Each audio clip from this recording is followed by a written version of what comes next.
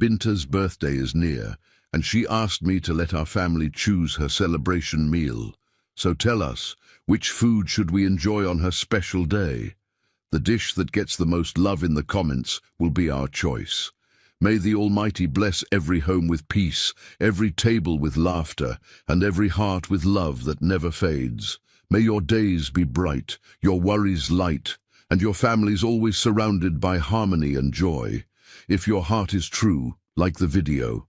If your love is real, write, "I am with Mr. Peter." Some women break when their world shatters. Others discover that broken things can have the sharpest edges. The ballroom glittered like the inside of a jewelry box, all crystal and gold leaf and elegance that whispered old money. 57 guests filled the space with champagne-soaked laughter, celebrating what they believed was a love story for the ages. Catalina Jason stood near the head table in a gown the color of champagne bubbles.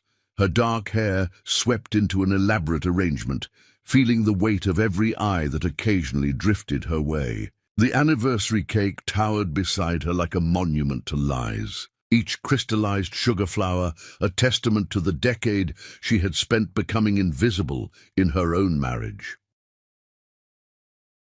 Richard Walker rose from his seat with the confidence of a man who had never been truly challenged. His hand wrapped around a microphone. He looked exactly like what he was, someone who believed the world bent to accommodate his desires. The guests applauded as he cleared his throat, and Catalina felt her spine straighten with an instinct that had everything to do with survival. "Thank you all for being here tonight," Richard began, his voice smooth as aged whiskey. 10 years ago I married this woman, and what a journey it's been." The guests murmured approval, raising glasses. Catalina's fingers tightened around her champagne flute. She knew what was coming. She had known for months. That knowledge sat in her chest, like a stone she had swallowed deliberately. "Marriage is about partnership," Richard continued, clicking a remote control that made the massive screens flicker to life.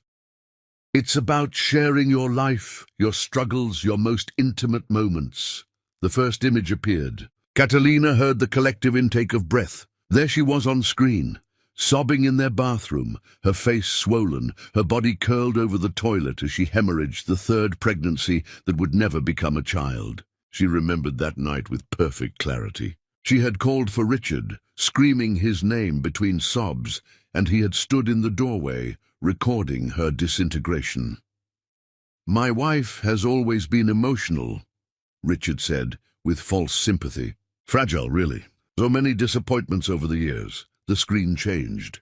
Now it showed her at a business dinner, stumbling, her words slurring as she knocked over a wine glass. What the video didn't show was Richard refilling her glass repeatedly, pushing drink after drink until the room spun.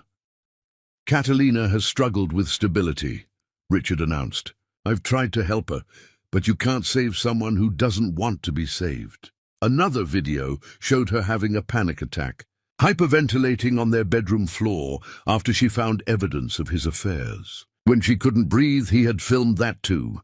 "Tonight, I want to be honest," Richard said, his voice carrying enjoyment. "My wife has been decorative, certainly, present at events that mattered, but let's not pretend she's been a partner. Let's not pretend she's contributed anything beyond looking appropriate on my arm." The guests shifted uncomfortably. Catalina remained perfectly still, her face a mask that had taken years to perfect. Inside, she felt nothing but cold clarity. "In fact," Richard continued, "I think we should all raise a glass to Catalina, to the woman who managed to be a disgrace, even when all she had to do was stand there and smile." Shocked silence fell over the room.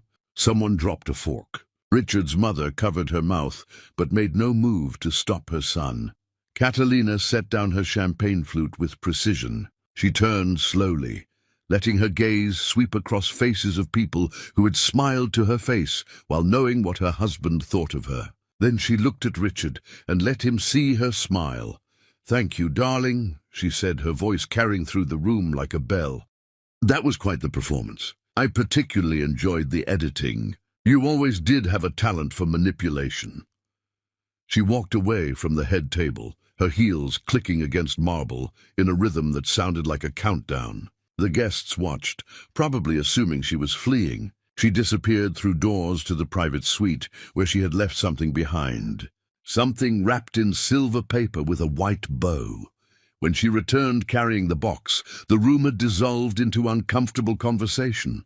Richard stood looking triumphant, accepting congratulations from associates already calculating advantages. His mistress at table 7 wore a smile, suggesting she thought she'd won something. Catalina placed the gift box before Richard with enough force to sound like a judge's gavel. Conversations died. The room held its breath. "You forgot to open your anniversary present," she said. Richard's smile faltered before he recovered, reaching for the box with careless confidence. He tore through silver paper, lifting the lid with a flourish. The smile died on his face as if someone had cut its throat.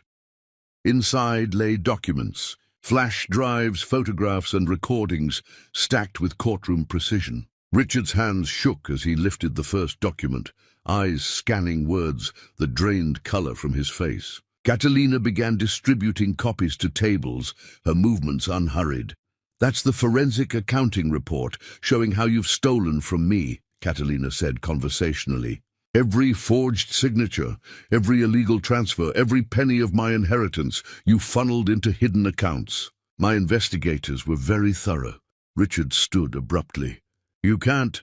The flash drives contain recordings of your conversations with my sister Elise," Catalina continued, cutting through his protest. "Every plan you made together, every laugh about my pain, every moment you thought you were clever enough to destroy me without consequences."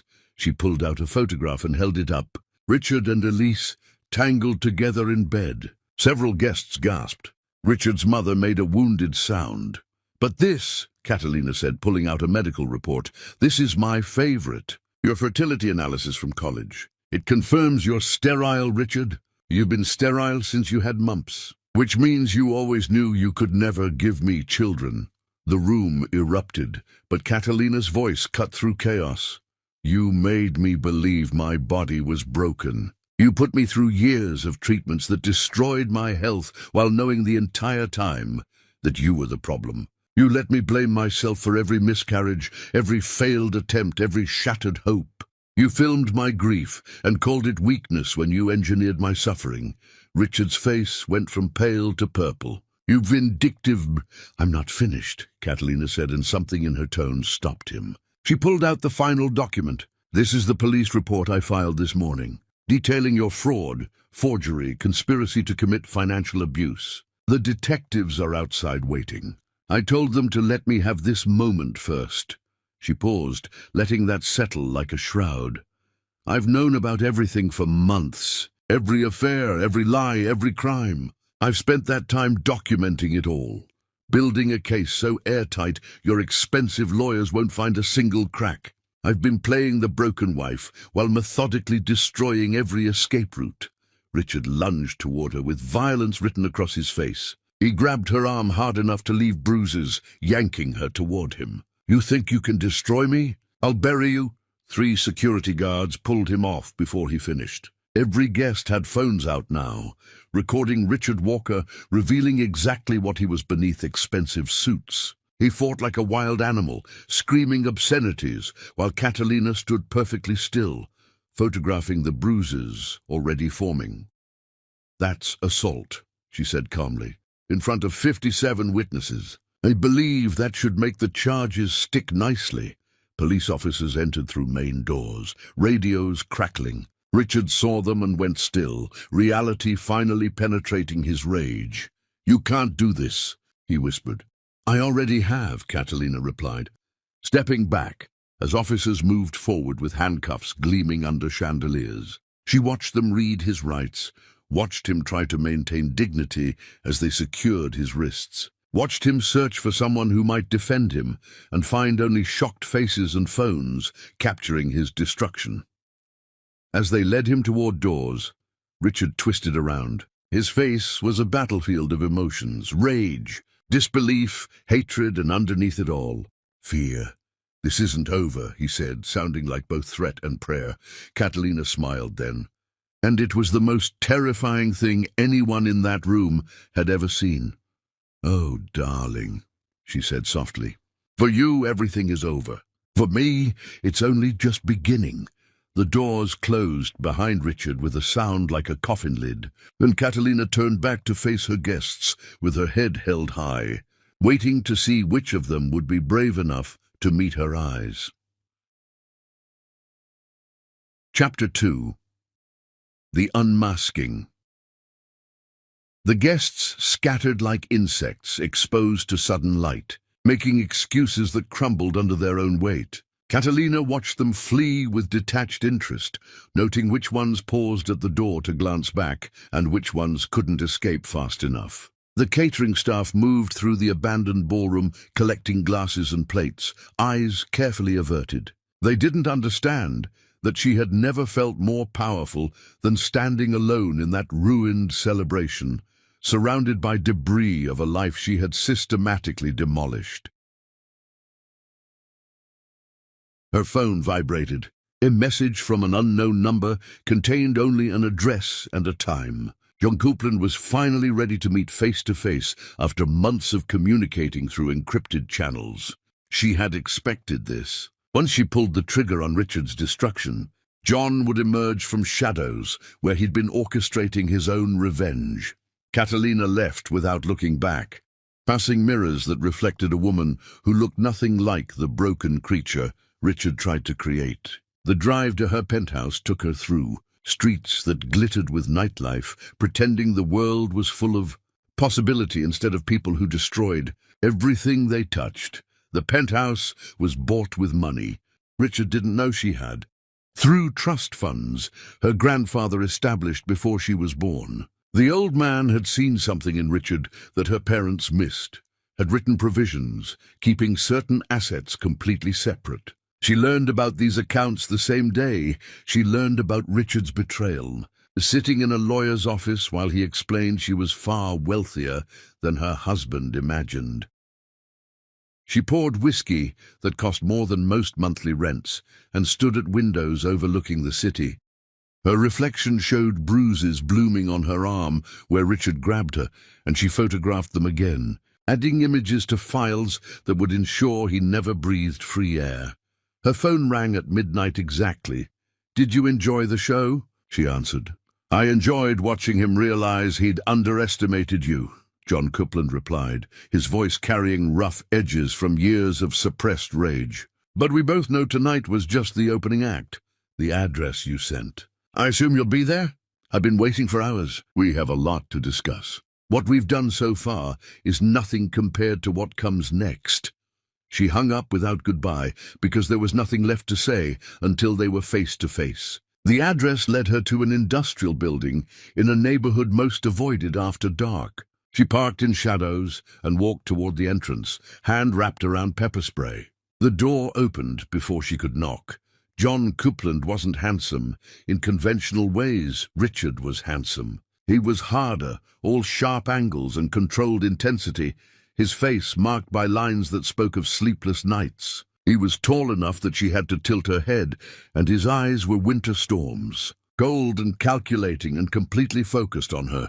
"You're late," he said, stepping aside to reveal a space converted into something between office and war room, with maps and photographs covering every surface. "I was busy destroying my husband," she replied, walking past him to examine walls covered with evidence of Richard's crimes beyond what she'd discovered. "You've been thorough. I've had years. You've had months. The fact that you coordinated tonight proves you're exactly what I thought you were." "And what's that?" John moved to stand beside her, close enough that she felt heat despite cool air. "Someone who understands that some men don't deserve mercy. Someone who knows the difference between justice and revenge, and doesn't care." Catalina studied a photograph of Richard with another woman outside a hotel. "You said on the phone that we'd only begun. What did you mean?" "I meant putting Richard in jail is satisfying, but not enough.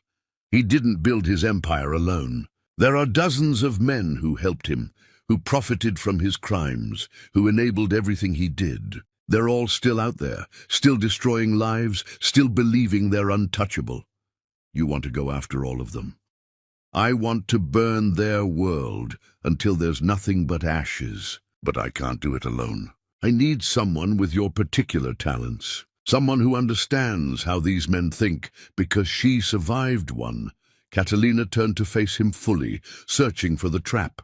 Why me? You have resources, investigators, money. Why do you need someone you've never met? John reached out slowly, touching bruises on her arm. Because I've been fighting this fight for years and gotten nowhere. Every time I get close, they protect each other. But you walked into a room full of Richard's allies and tore him apart in front of witnesses. You made them afraid. That's the weapon I've been missing. You want to use my rage as a battering ram. I want to partner with you to destroy the system that enabled your suffering. And in the process, make sure my wife's death actually meant something.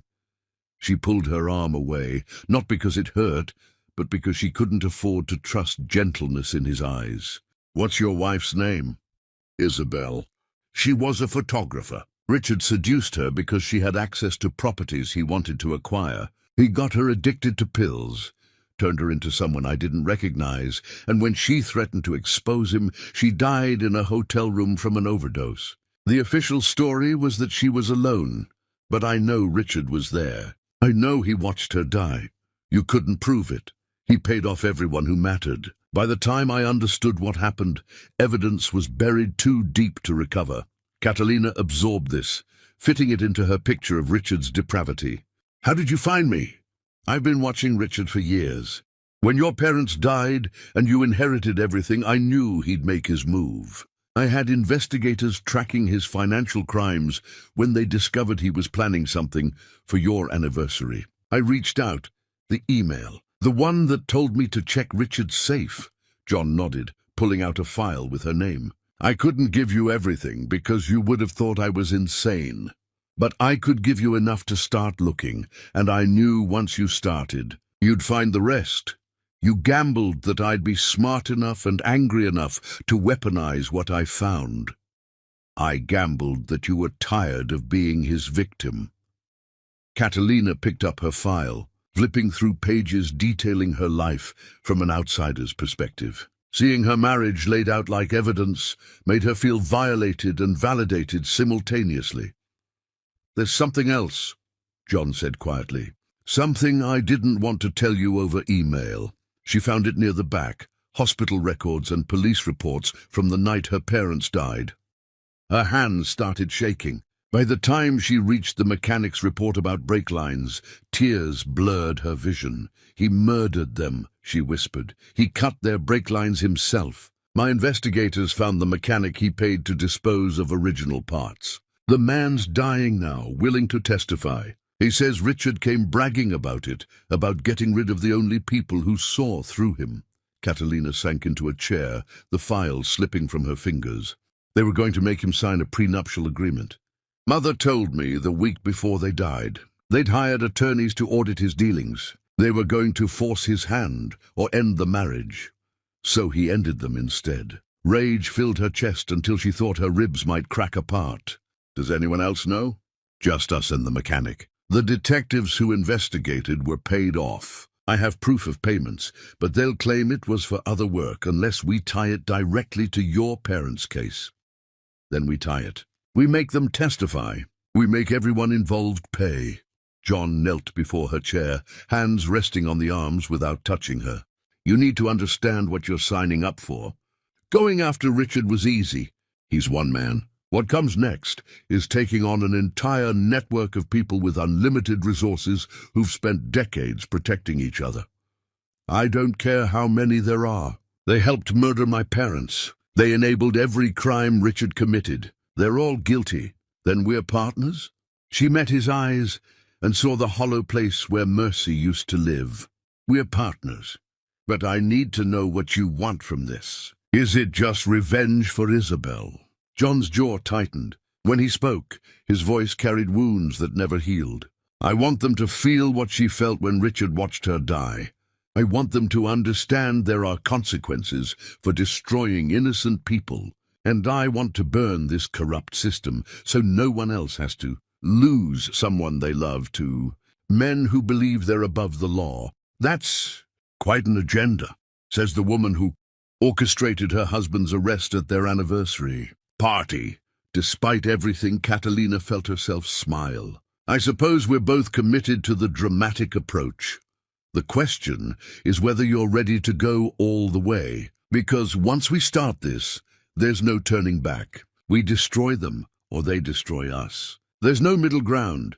Catalina stood, forcing John to back up, and began gathering scattered pages. Richard destroyed my body with forced miscarriages. He destroyed my mind with gaslighting. He destroyed my family by murdering my parents. He tried to destroy my soul by making me believe I deserved it. The only thing he didn't destroy was my capacity for vengeance, and that's going to be his greatest regret. So that's a yes. She handed him the reconstructed file and locked eyes with him in silent promise. That's a declaration of war.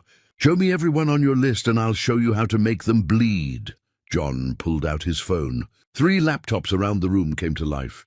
Screens filling with photographs and names and crimes stretching back decades. Welcome to the revolution, Catalina. Let's burn it all down.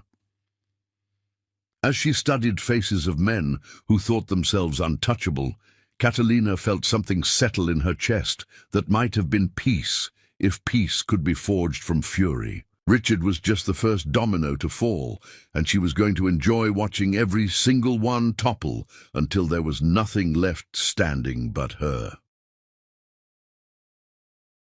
Chapter 3. The Sisters' Reckoning. The knock came at dawn, when the sky bled pink and orange like an open wound. Catalina had been awake for hours, sitting in darkness, with files spread across every surface, memorizing faces of men who profited from Richard's cruelty. She knew without checking who stood in her hallway. The desperate rhythm of knuckles against wood told her everything. Elise looked like something dragged from a nightmare, blonde hair tangled and unwashed.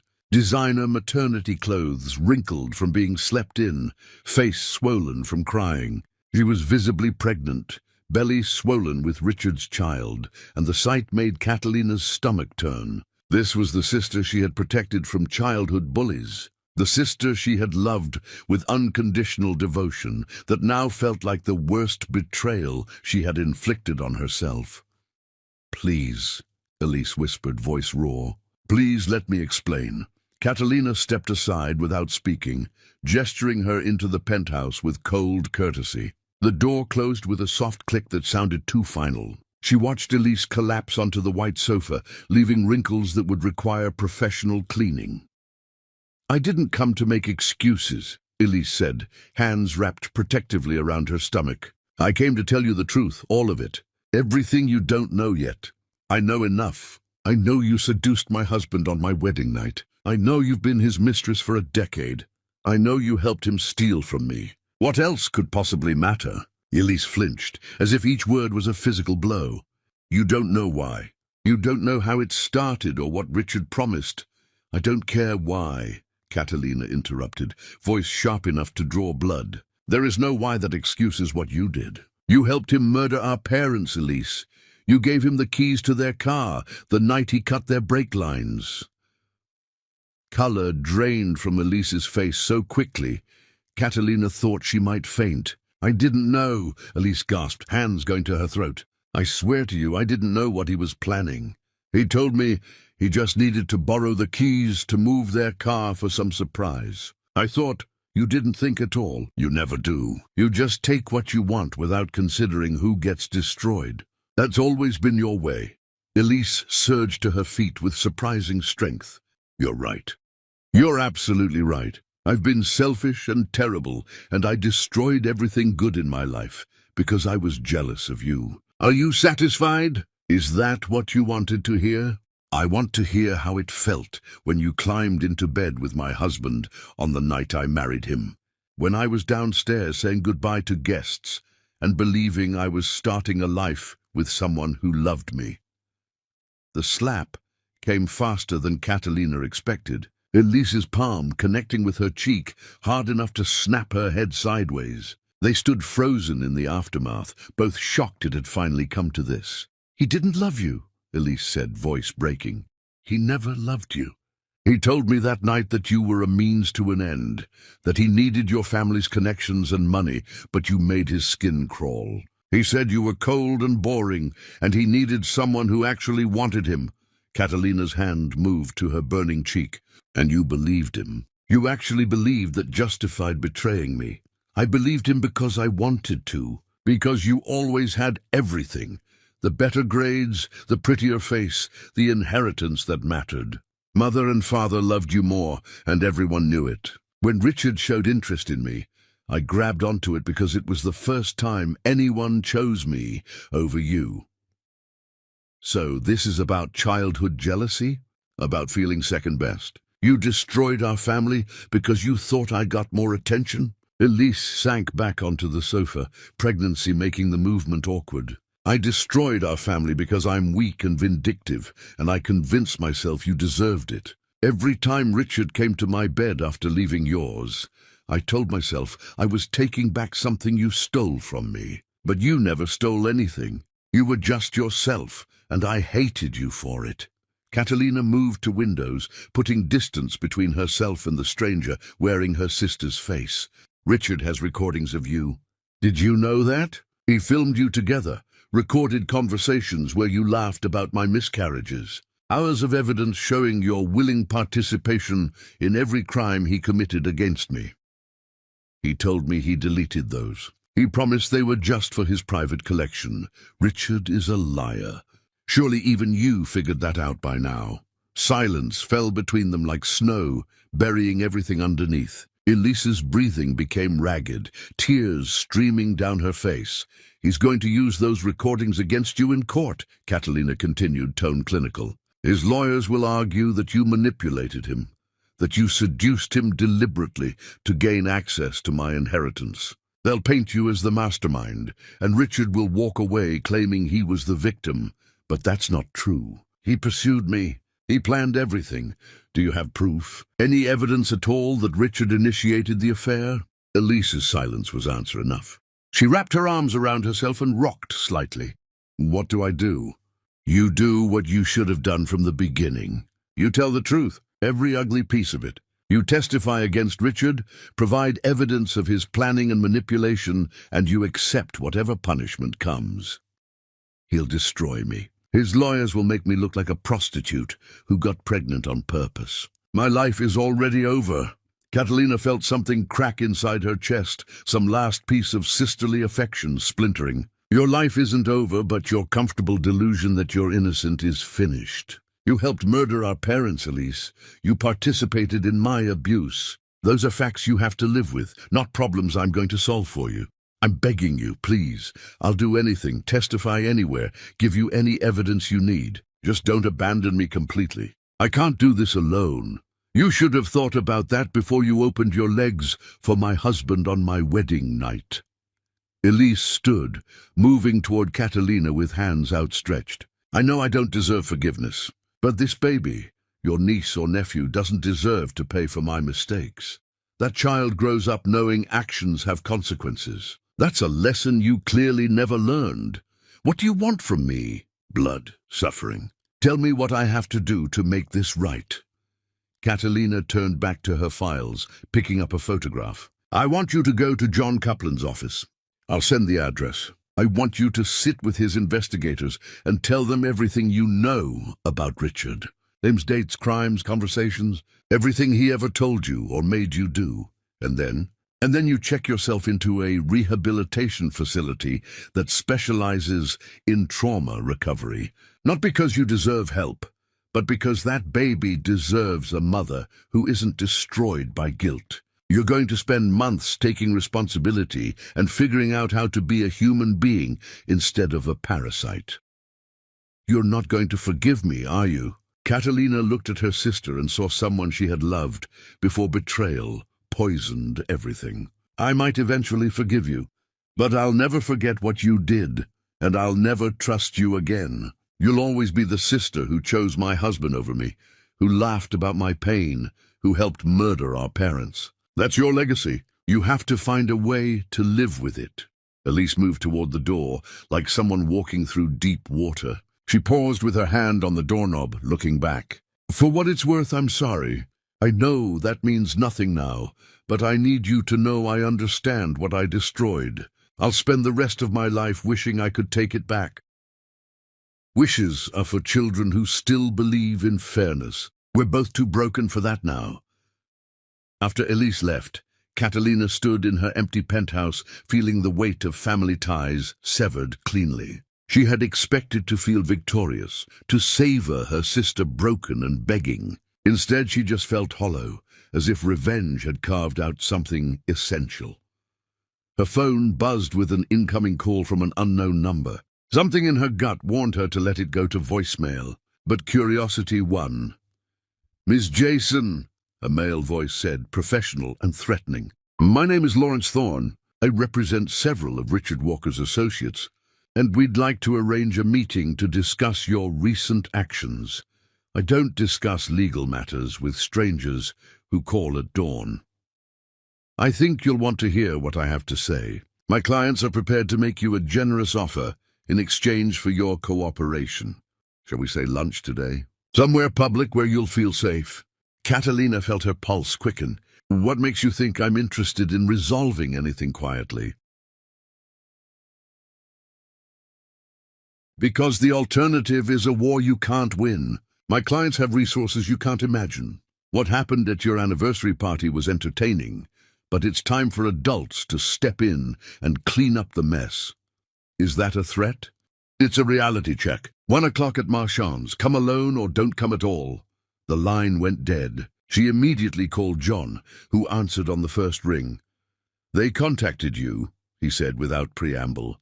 "You knew they would. I knew they'd try to intimidate you. It's their standard playbook. They'll offer you money to drop charges, and when you refuse, they'll escalate to direct attacks." "What do I do?" "You go to the meeting with a recording device and let them incriminate themselves. And you remember you're not alone. Every threat they make against you is a threat against our alliance, and I don't respond well to threats."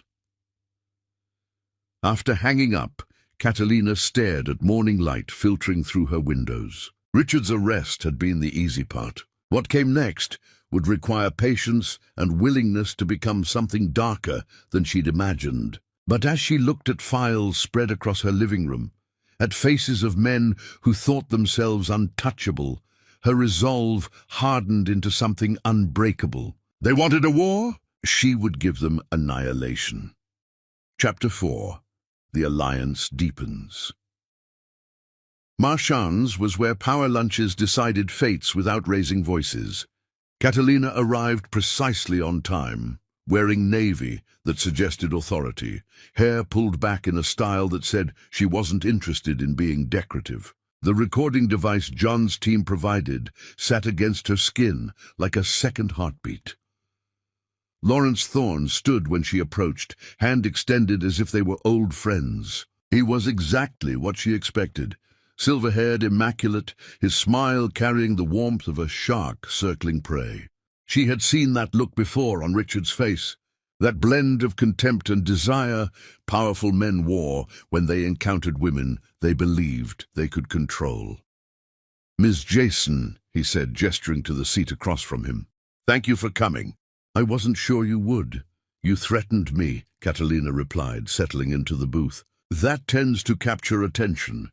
I prefer to think of it as clarifying the stakes. Sometimes people make emotional decisions without fully understanding consequences. I'm here to provide context." A waiter appeared. Catalina asked for sparkling water, while Thorne ordered the most expensive wine without looking at the price. Power plays meant to establish hierarchy before negotiations even began. "Let's skip the pleasantries," Catalina said.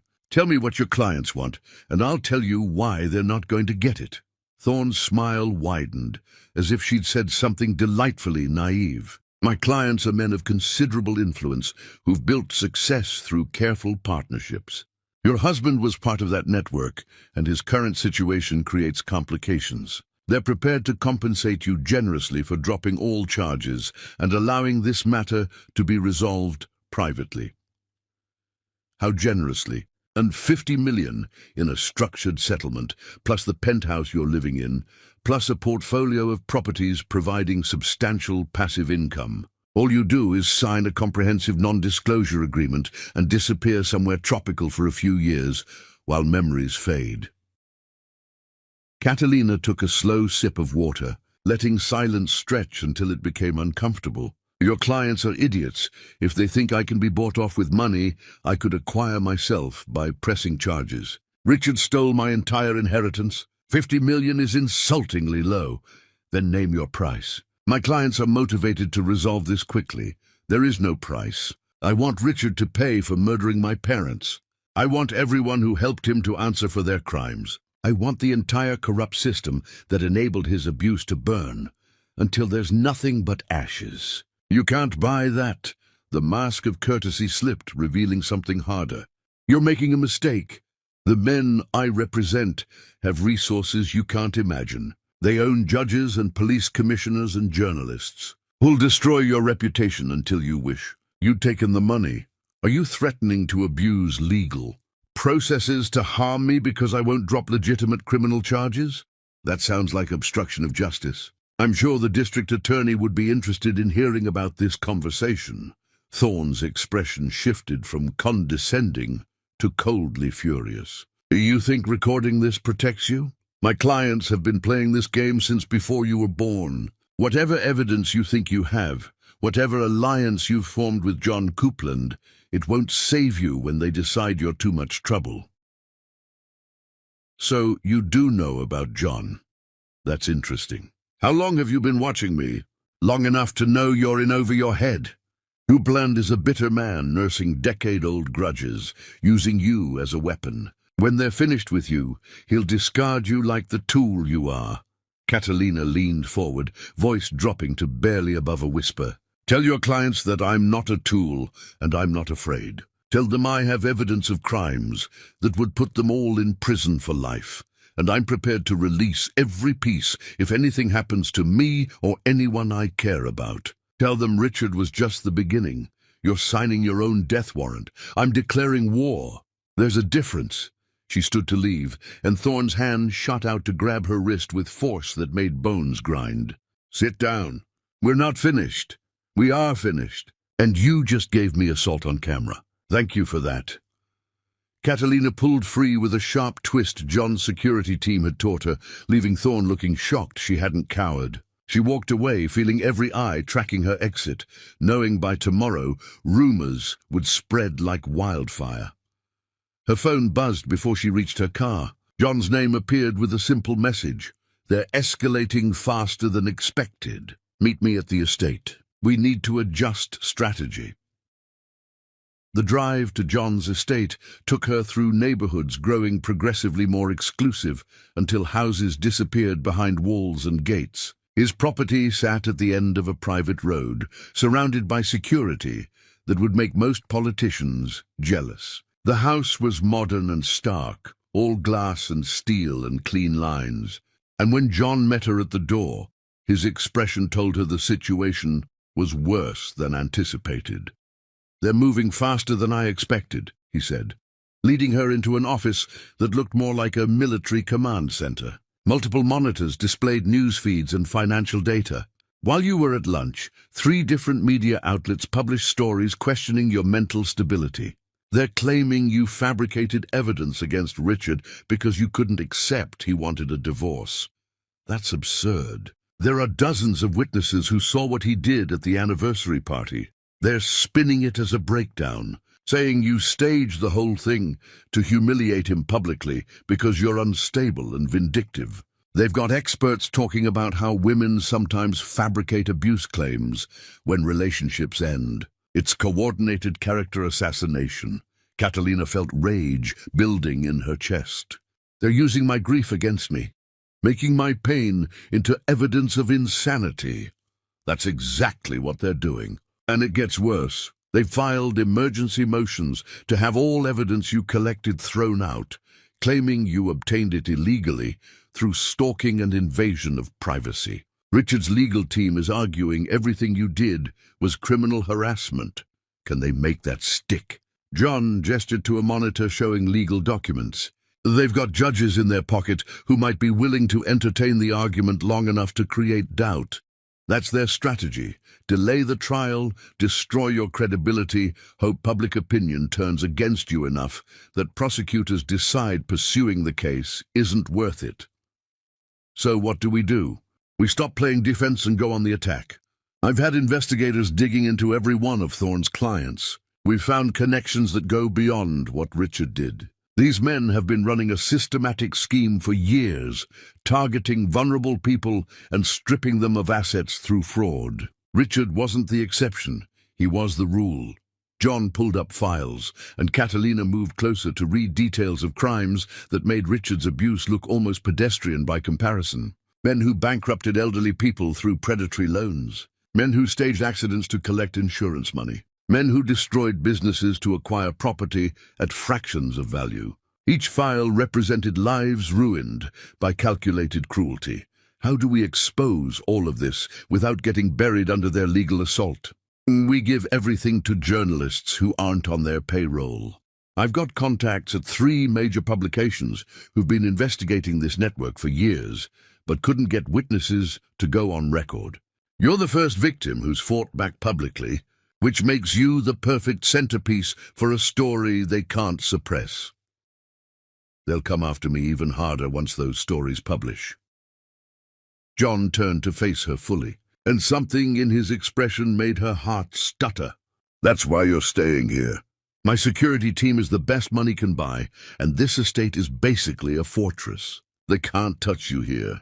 I can't just move into your house. People will talk, claim we're having an affair, use that to discredit everything. Let them talk. Your safety matters more than reputation management. My reputation is all I have left. Richard took everything else. John crossed the distance in 2 strides, his hands cupping her face with surprising gentleness. Your reputation is not all you have. You have strength they can't break. You have intelligence they can't match. You have rage they can't contain, and you have me, for whatever that's worth. Catalina felt her breath catch, trapped between the urge to lean into his touch and terror of trusting anyone after Richard's betrayal. Why are you helping me? And don't tell me it's just about Isabel. There's something else. You want the truth? Always? John's thumbs brushed across her cheekbones in a gesture that felt far too intimate. When I first started watching you, I saw a victim who needed saving. But the night of your anniversary party, when you stood in that ballroom and destroyed him in front of everyone, I realized I'd been completely wrong. You're not a victim. You're a force of nature that was temporarily contained, and watching you break free was the most magnificent thing I've ever witnessed. That's quite a confession. I'm not finished. I'm also helping you, because somewhere between tracking your movements and reading your journals, my investigators stole from your house. I fell in love with the woman you're becoming. Not the broken wife Richard tried to create, but the avenging angel who decided pain could be weaponized. Catalina stepped back from his touch, mind reeling. You read my journals? You invaded my privacy the same way Richard did? I'm not apologizing for it. I needed to know who you were before I risked everything to help you. But yes, I crossed lines I shouldn't have.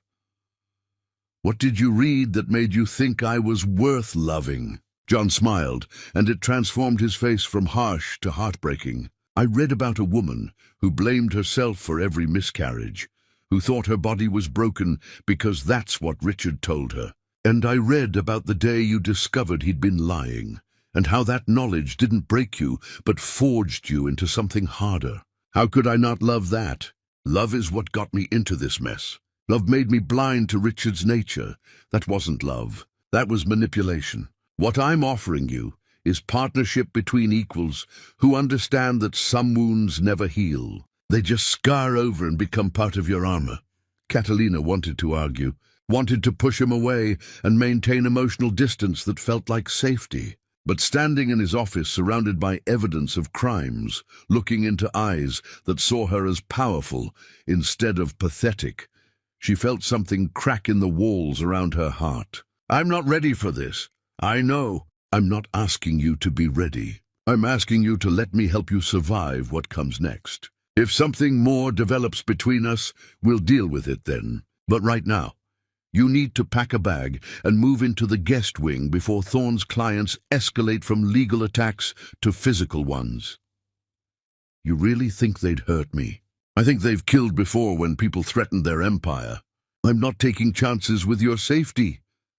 The weight of that settled over her, and she realized she had crossed a threshold where there was no turning back. She thought about her empty penthouse, about constant fear that someone might break in. Then she looked at John and saw someone who understood that fear.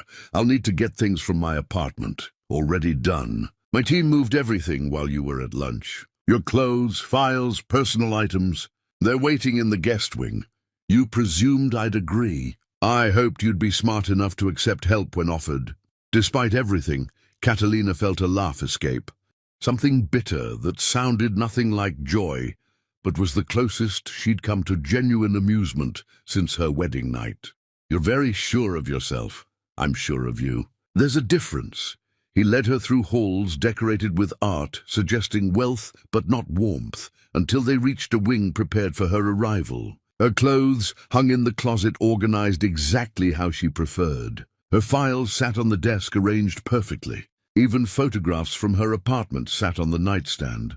"I'll leave you to settle in," John said from the doorway. "We'll have dinner later and go over media strategy. Try to rest. Tomorrow starts the real war." After he left, Catalina sat on the bed trying to process how quickly her life had transformed from solitary revenge to something far more complicated. She was living in the home of a man who admitted to stalking her, who fell in love through invasion of privacy, who wanted to use her as a weapon. Everything should have terrified her. Instead, she felt the strange calm that comes from finally having backup in a fight you'd been waging alone. Her phone buzzed with a text from Elise. "Gave investigators everything. Richard's lawyer's already threatening me. I'm scared." Catalina stared at the message before typing back, "Good. Fear is what you should have felt before you betrayed me. Use it to make better choices." She deleted Elise's response without reading it. Outside her window, the sun was setting in shades of blood and fire. Somewhere across the city, Richard sat in a cell, plotting his escape. Somewhere in expensive offices, powerful men made plans to crush her. And somewhere in this fortress disguised as a home, she was learning to trust again, despite every instinct screaming that trust was dangerous. Tomorrow they would release the first wave of stories. Tomorrow the real battle would begin, and there would be no mercy. But tonight, for the first time in a decade, Catalina Jason fell asleep feeling safe enough to dream about a future where she wasn't drowning. Chapter 5. The Courtroom Warfare. The courthouse steps felt like climbing toward execution. Media vans lined the street with cameras tracking her approach, and Catalina could feel public scrutiny pressing against her skin like unwanted contact. John walked beside her, his hand not touching hers, but close enough that she drew strength from his proximity. Behind them came the legal team, warriors dressed in suits who understood this battle would be won on technicalities rather than simple truth. Richard's lawyers had filed motion after motion attempting to suppress evidence, delay proceedings, and paint Catalina as unstable. The media campaign had been devastatingly effective, turning public opinion against her with manufactured stories about mental illness. Overnight, she had transformed from sympathetic victim to dangerous woman scorned. Inside the courtroom, air felt thick enough to choke on. Richard sat at the defense table looking nothing like the monster who tormented her.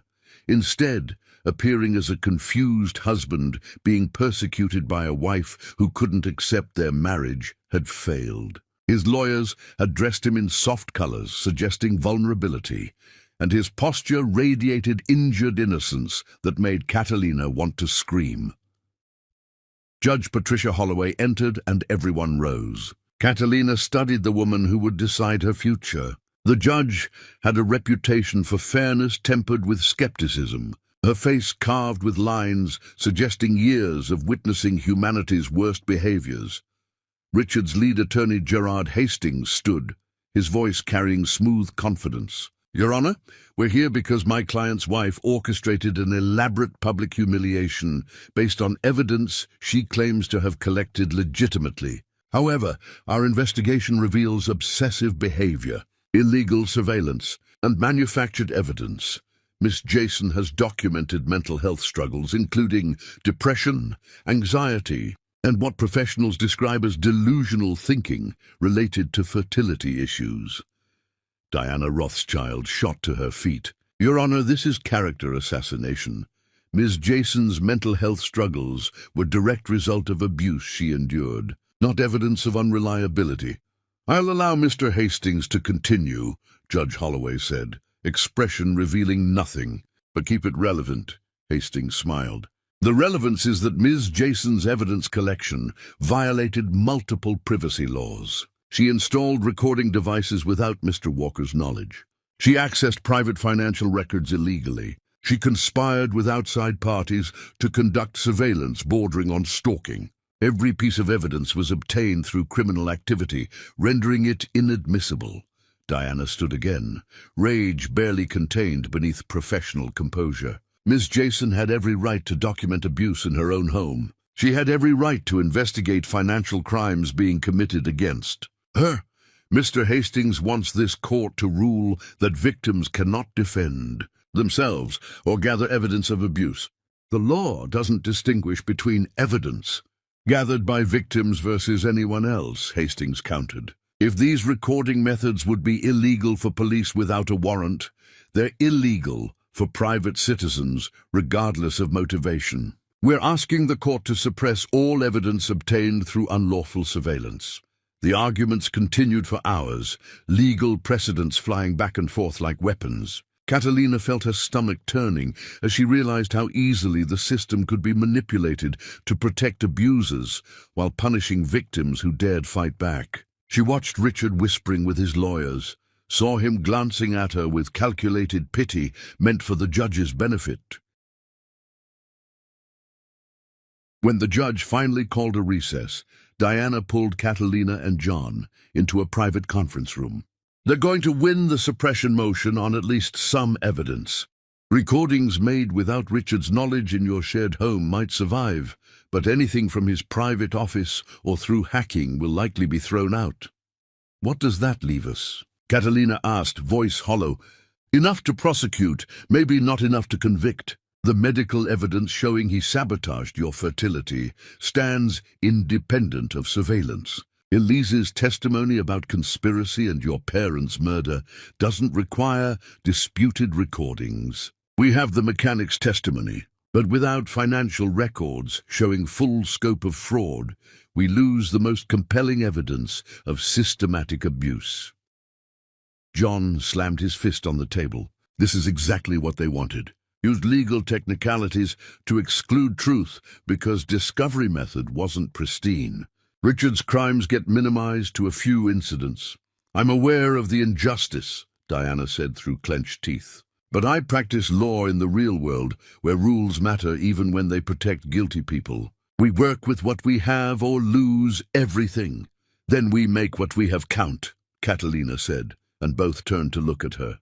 "I testify. I take the stand and tell my story in my own words, and I make that jury see what Richard did." Diana shook her head immediately. "That's exactly what Hastings wants. He'll destroy you on cross-examination, use every therapy note and medical record to paint you as unreliable. By the time he's finished, the jury will think you fabricated everything. So I'll be prepared. You coach me. We anticipate every attack. But I can't sit silently while Richard's lawyers rewrite history." "She's right," John said quietly. "The jury needs to hear directly from Catalina. They need to see her strength and understand she's not the unstable woman Hastings describes. It's a risk, but staying silent is bigger. Diana studied Catalina with assessment that felt like being X-rayed. If you testify, there's no protecting you from the worst parts. Every miscarriage, every panic attack, every private moment becomes public record. Richard's lawyers will try to break you on the stand, and cameras will capture every second. Are you absolutely certain you can handle that? I've already been broken by Richard. This time I'll be broken on my own terms, and I'll make sure everyone sees exactly what he did to create those fractures. The afternoon session brought devastating news as Judge Holloway ruled on evidence. As Diana predicted, most financial records obtained through illegal methods were suppressed, leaving gaping holes in their case. Richard's expression transformed from worried to triumphant as each ruling went in his favor. When court adjourned, Richard approached her in the hallway with his lawyers flanking him. The smirk on his face made her hands ball into fists. "Having regrets yet?" he asked, voice low enough that reporters couldn't hear. "You had a chance to take the money and disappear. Now you're going to lose everything in front of the entire world. I'd rather lose everything than let you walk away without consequences." "Consequences?" Richard laughed. "The only person facing consequences is you. My lawyers are going to rip you apart so thoroughly that your own family won't recognize what's left. And when this is over, I'll still be free because you were too emotional to understand how power works."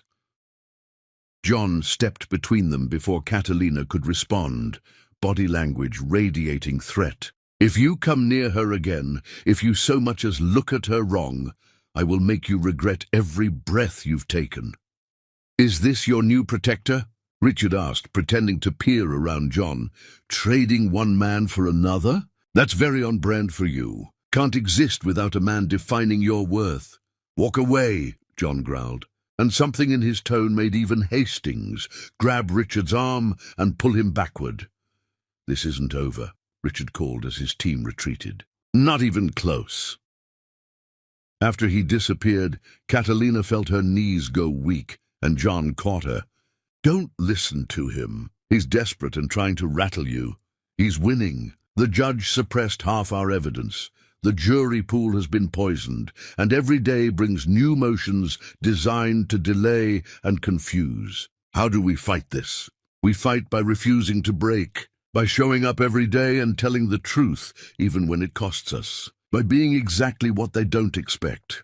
They drove back to John's estate in silence that felt heavy with unspoken fears. Inside, Diana was already waiting, and they spent the evening conducting mock cross-examinations, where Diana played Hastings with such vicious accuracy that Catalina found herself in tears multiple times before, learning to control emotional responses. Every vulnerable moment from her marriage became ammunition for practice attacks, and by midnight, Catalina felt hollowed out and raw. John found her later on the terrace, overlooking gardens turned silver by moonlight, and he sat beside her without speaking. When he finally broke the silence, his voice carried exhaustion. "I'm sorry I dragged you into this fight. I thought we could win quickly. I was wrong. You didn't drag me anywhere. I chose this knowing it would be brutal. But did you know it would be this brutal?" Catalina thought seriously. "I think part of me hoped that truth would be enough, that presenting evidence would automatically lead to justice. I was naive. I didn't understand the system is designed to protect men like Richard from women like me. It's not too late to walk away. Take the settlement, disappear, and live in peace. Would you really understand if I abandoned this fight?" John reached for her hand, and this time she let him take it. "I'd understand because I don't want to watch them destroy you. Isabel's death almost killed me, and I've spent years not letting myself care about people because caring makes you vulnerable. But somehow you've gotten past every defense I built, and now I'm terrified they'll hurt you." "I'm not Isabel. I won't break that easily. That's what terrifies me most. You're so determined you'll let them tear you apart piece by piece rather than surrender. And I'll have to watch, because stopping you would mean betraying everything we're fighting for." Catalina squeezed his hand. "Then don't watch. Fight beside me. If I'm going down, I want company in the wreckage." That's the most romantic thing anyone's ever said to me." Despite everything, Catalina found herself laughing with genuine amusement. "We're both deeply damaged, if that counts as romance. Damage recognizes damage. Maybe that's the only kind of connection that survives in a world this broken." They sat together until the moon set. When John finally walked her back to her room, he kissed her forehead with such gentleness that tears pricked her eyes. "Get some sleep," he whispered. "Tomorrow we start preparing you to testify."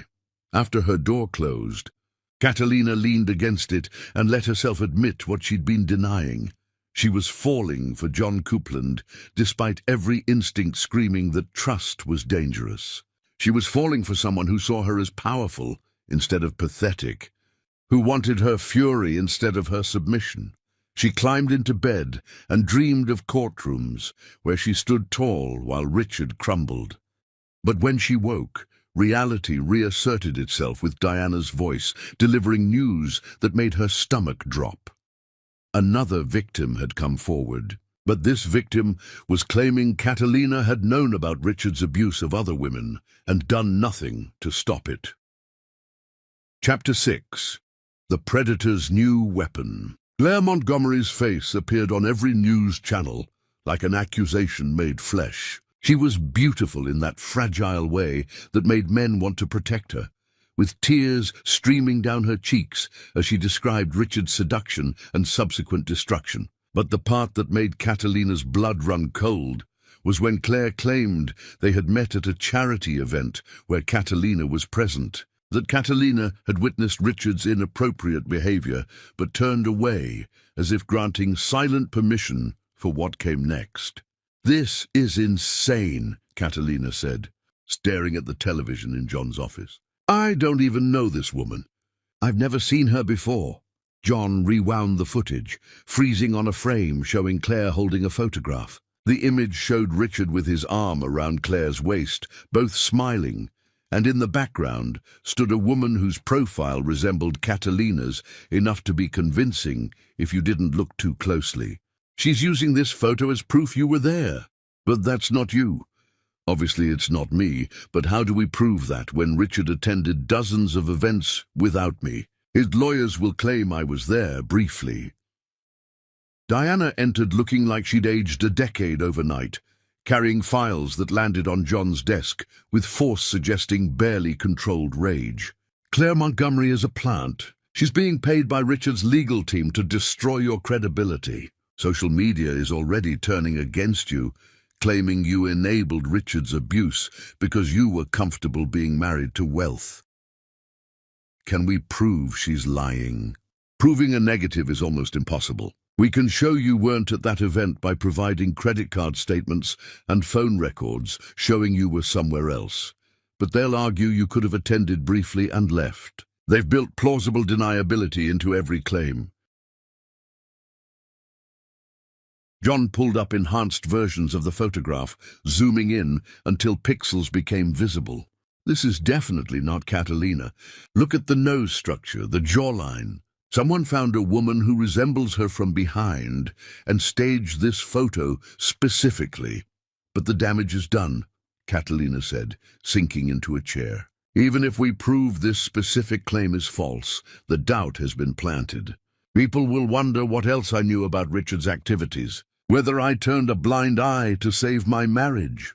Her phone began buzzing with notifications. Hundreds of messages from people she barely knew, expressing disgust at her supposed complicity. Former friends who abandoned her after the anniversary party now sent messages dripping with vindication, as if Claire's accusations confirmed what they had suspected all along. Even her extended family started posting carefully worded statements on social media, suggesting they had always questioned Catalina's version of events. "We need to go on the offensive," John said, his jaw tight with barely contained rage. "Release everything we have about Richard's network. Expose every crime, every victim. Overwhelm their manufactured scandal with actual truth." "That's premature," Diana argued. "We don't have enough verified evidence yet. If we release partial information, they'll discredit all of it by pointing out gaps. We need airtight documentation before we go public with accusations against powerful men. Then we don't have time to be careful. Every day we wait is another day they control the narrative and turn public opinion further against Catalina. They argued for hours, while Catalina sat silently processing the reality that she was losing a war she hadn't fully understood she was fighting.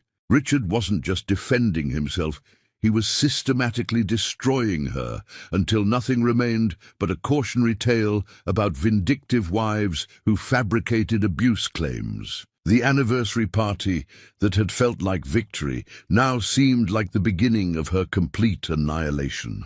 That night, someone threw a brick through the window of John's estate, and attached to it was a note written in block letters, "Abusers protect abusers." "You're next." Security cameras caught footage of a figure in dark clothing disappearing into the woods, but they moved with professional efficiency, suggesting training rather than simple vandalism. John's security team increased patrols and installed additional measures. But the message was clear. They weren't safe even behind walls and gates. Catalina found herself unable to sleep, wandering the halls like a ghost, haunting someone else's life. She ended up in John's office, surrounded by files documenting crimes she was supposedly fighting against, and felt the weight of futility pressing down until she could barely breathe. Her hands shook as she picked up photographs of other women Richard had destroyed, women whose stories were eerily similar to her own.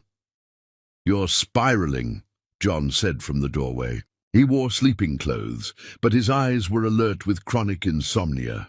"I recognize the signs because I've been there myself. How did you survive it? How did you keep fighting when everything felt hopeless?" John crossed the office and pulled her against his chest with gentle firmness, and she let herself lean into his warmth because pretending she didn't need comfort was exhausting. "I survived by being angry instead of defeated. Every setback made me more determined to destroy the people who destroyed Isabel.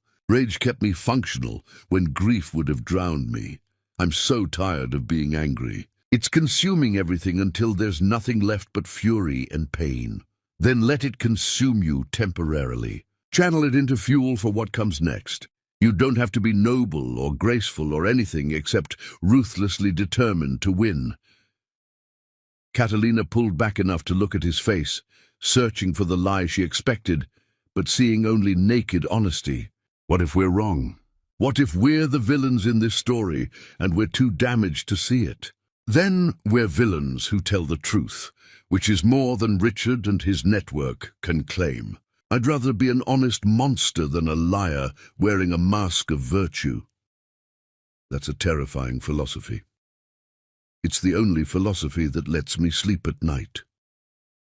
They stood together in the darkness, and Catalina felt something fundamental shift in their relationship, some boundary dissolving that had kept them in safe territory of alliance instead of dangerous ground of actual intimacy. She reached up to touch his face, her fingers tracing lines carved by years of suppressed grief, and when he leaned into her palm, like a man starving for gentle contact, she understood they were both too broken for conventional relationships, but might somehow fit together in their mutual destruction. For a moment, she thought about kissing him, wondered what it would feel like to let someone touch her with tenderness instead of possession. But the thought terrified her, and she pulled her hand back, wrapping her arms around herself protectively.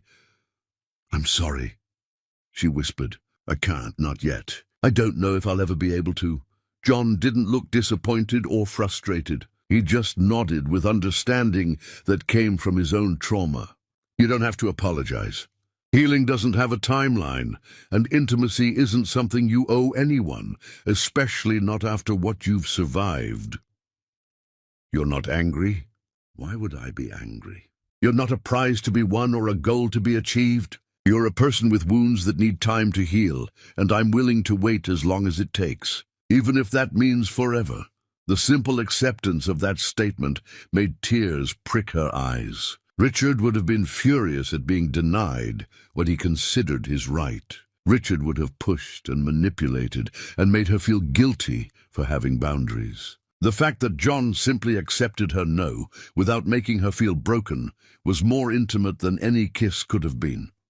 "Thank you," she said, and meant it more deeply than he could possibly know. "Come on," John said, offering his hand without any expectation beyond the comfort of human contact. "Let's go inside. You need sleep, and tomorrow's going to be brutal." She took his hand, letting herself have that much connection without forcing anything more. They walked back to her room together, and when he left her at the door with nothing more than a gentle squeeze of her fingers, Catalina felt something that might have been hope beginning to bloom in the ruins of her heart.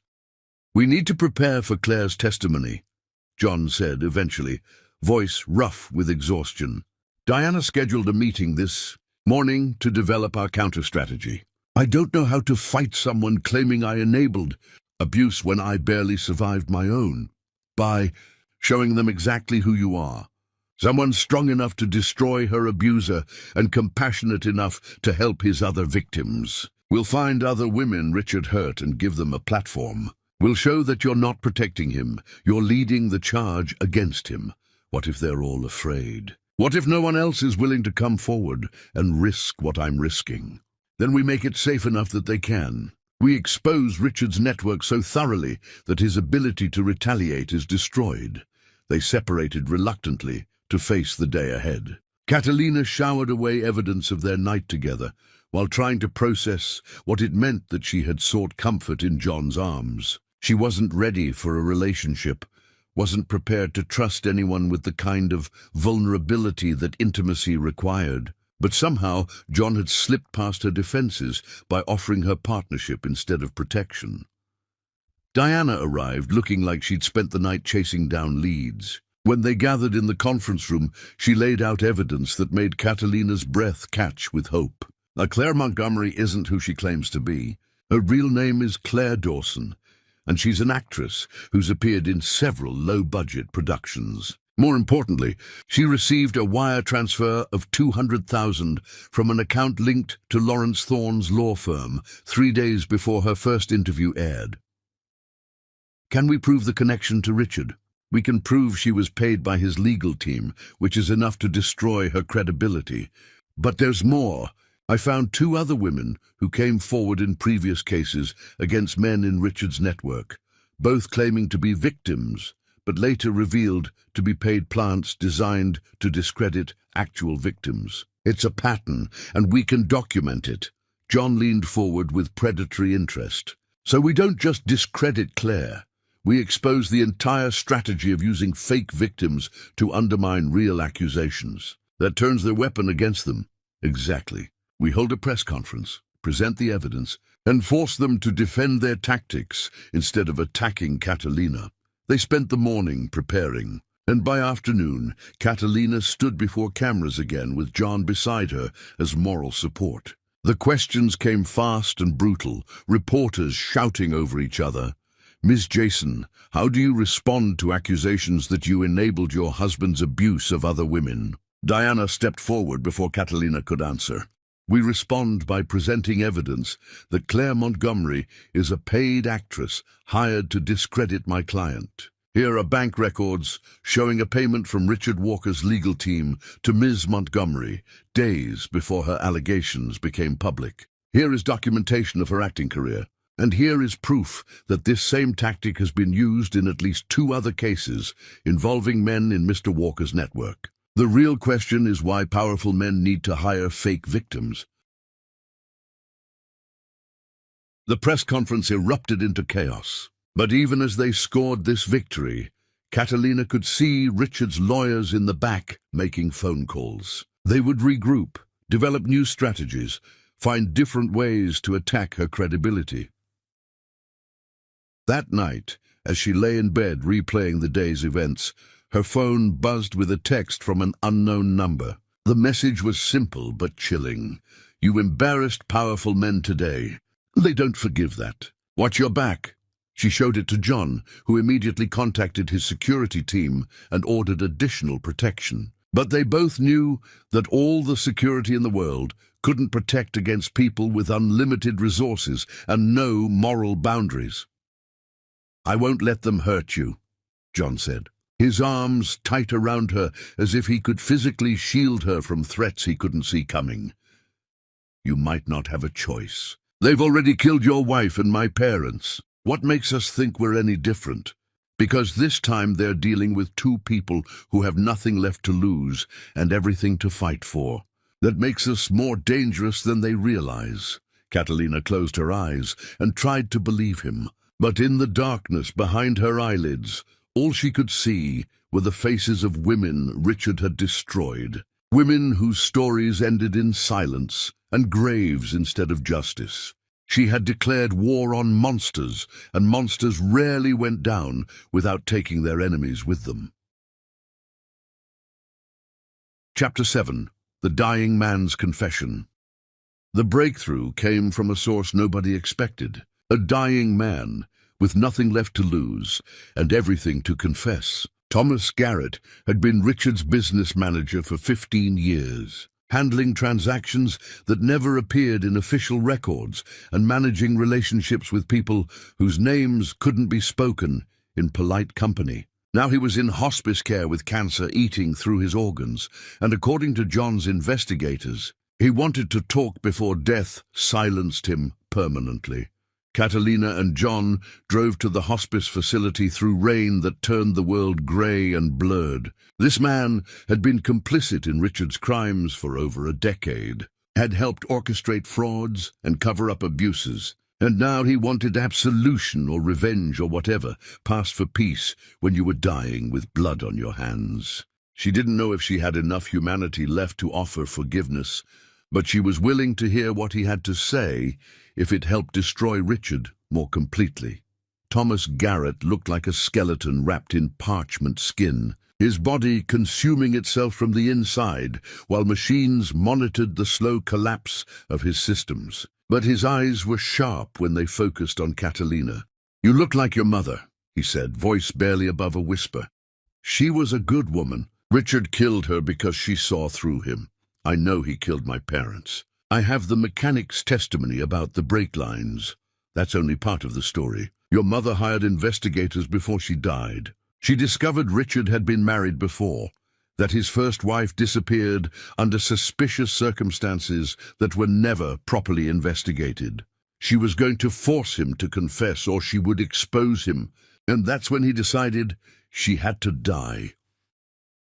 John pulled out a recording device with Thomas's permission, and the dying man's confession spilled out like poison, draining from an infected wound. He described Richard's first marriage to a young woman named Bethany, who came from old money and fewer connections. Richard had seduced her, married her, and within 2 years she vanished during a boating trip that Richard claimed he wasn't present for. Her body was never found. The investigation concluded she had fallen overboard accidentally, and Richard inherited everything after the waiting period for declaring her legally dead. "He told me once that killing her was easier than divorce," Thomas rasped, breathing labored. "Said drowning someone in the ocean was perfect because bodies that aren't found can't be autopsied." He was proud of himself, like he'd discovered some clever trick nobody else had thought of. Catalina felt bile rising in her throat. "Why didn't you go to the police?" "Because I was complicit. I helped him establish alibis, paid off witnesses who might have contradicted his story, made sure the investigation stayed superficial. By the time I understood what he really was, I was in too deep to confess without destroying myself. So I stayed silent and helped him destroy more lives, and now I'm dying, knowing I enabled a monster because I was too much of a coward to do what was right." "Is there evidence? Anything that proves what you're saying?" Thomas gestured weakly toward a lockbox on the bedside table. "Everything I saved over the years. Documents Richard thought were destroyed. Recordings of conversations where he admitted things he shouldn't have. Photographs of him with women who later disappeared or died under suspicious circumstances. I kept it all as insurance, thinking maybe someday I'd need leverage against him. But insurance only matters if you live long enough to use it, and I won't." John opened the lockbox with trembling hands, and inside was a treasure trove of evidence that would destroy Richard so completely there would be nothing left but rubble and regrets. Bank transfers showing payoffs to corrupt officials. Photographs of Richard with women whose missing person reports matched the dates of the images. Audio recordings where Richard bragged about crimes while drunk at parties, never imagining his trusted manager was documenting everything. "Why are you giving this to us now?" Catalina asked, voice thick with emotions she couldn't fully name. "Because I'm dying, and I want one thing about my life to have meant something good. I want Richard to pay for what he did, and I want the women he destroyed to have their stories told. I can't undo my complicity, but I can make sure the truth survives me." They spent hours going through the contents while Thomas drifted in and out of consciousness. And with each new piece of evidence, Catalina felt the case against Richard transforming from a single woman's accusation into documentation of systematic predation spanning 2 decades. There were at least 4 other women besides Bethany and Isabel who had died or disappeared after becoming involved with Richard, each death ruled accidental or suicide despite suspicious circumstances that were never properly investigated. "He's not just a wife abuser," John said, voice hollow with horror. "He's a serial killer who found the perfect victims, women with money and limited family connections who could disappear without raising too many questions." Isabel fit that profile perfectly. So did Catalina. Thomas opened his eyes at that, focusing on Catalina with what might have been regret. "He was planning to kill you too. I saw the life insurance policies he took out, saw him researching accidents that looked natural. When I confronted him, he just smiled and said marriage was profitable if you knew how to manage it properly. That's when I started keeping this evidence. I thought if I documented everything I could stop him before he murdered again. But you didn't stop him. You just watched and collected proof while he destroyed more lives. I know. I'm a coward who valued self-preservation over human decency. But maybe this evidence can prevent him from killing anyone else. Maybe that counts for something." Thomas died 3 hours later with John and Catalina still in his room, reviewing evidence that would finally bring Richard to complete justice. The hospice staff came to disconnect machines and prepare the body for removal, and Catalina felt strange, sitting in a room with a corpse that represented both her salvation and a cautionary tale about the cost of moral cowardice. They left the hospice with the lockbox secured in John's car, and Diana met them at the estate to review everything Thomas had provided. When she finished reading through documents and listening to recordings, her expression was grim triumph mixed with horror. "This changes everything. We're not just prosecuting domestic abuse and fraud anymore. We're building a case for multiple murders, conspiracy, and serial predation. Richard will die in prison if he's not executed." "Elise has been charged as an accessory to murder," Diana informed them during one of their meetings. "She's cooperating fully, which will reduce her sentence, but she's still looking at 5 to 8 years in prison. The judge made it clear that ignorance isn't a defense when you help someone commit murder, even if you claim you didn't know what was happening." Catalina felt complicated emotions about that. Part of her was satisfied that Elise would face real consequences. Part of her grieved for the sister she'd lost and the niece or nephew who would grow up with a mother in prison. "What about the baby?" "Elise will have the baby before sentencing. Your family has agreed to take custody during her incarceration. She'll be able to maintain parental rights if she completes the rehabilitation programs the court mandates." It wasn't perfect justice, but it was something. Elise would pay for her role in their parents' deaths, even if that payment would never fully balance the scales. The accumulated evidence painted a devastating picture. John's investigators compiled everything into a comprehensive timeline showing Richard's pattern of predation spanning 2 decades. Diana worked with prosecutors to build charges that covered not just Catalina's abuse, but multiple murders, conspiracy and fraud on a massive scale. "We have enough," Diana announced at a meeting 3 weeks after they'd started assembling the expanded case. "We can prove Richard is a serial killer who's been murdering wealthy women for their money. We can prove he killed your parents. We can prove the systematic abuse against you. His lawyers are going to fight every piece of evidence, but the pattern is undeniable." The hardest part was identifying all of Richard's victims and contacting their families.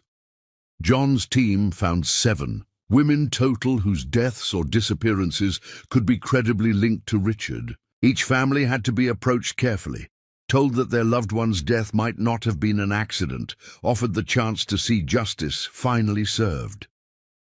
Some families welcomed the reopened investigations.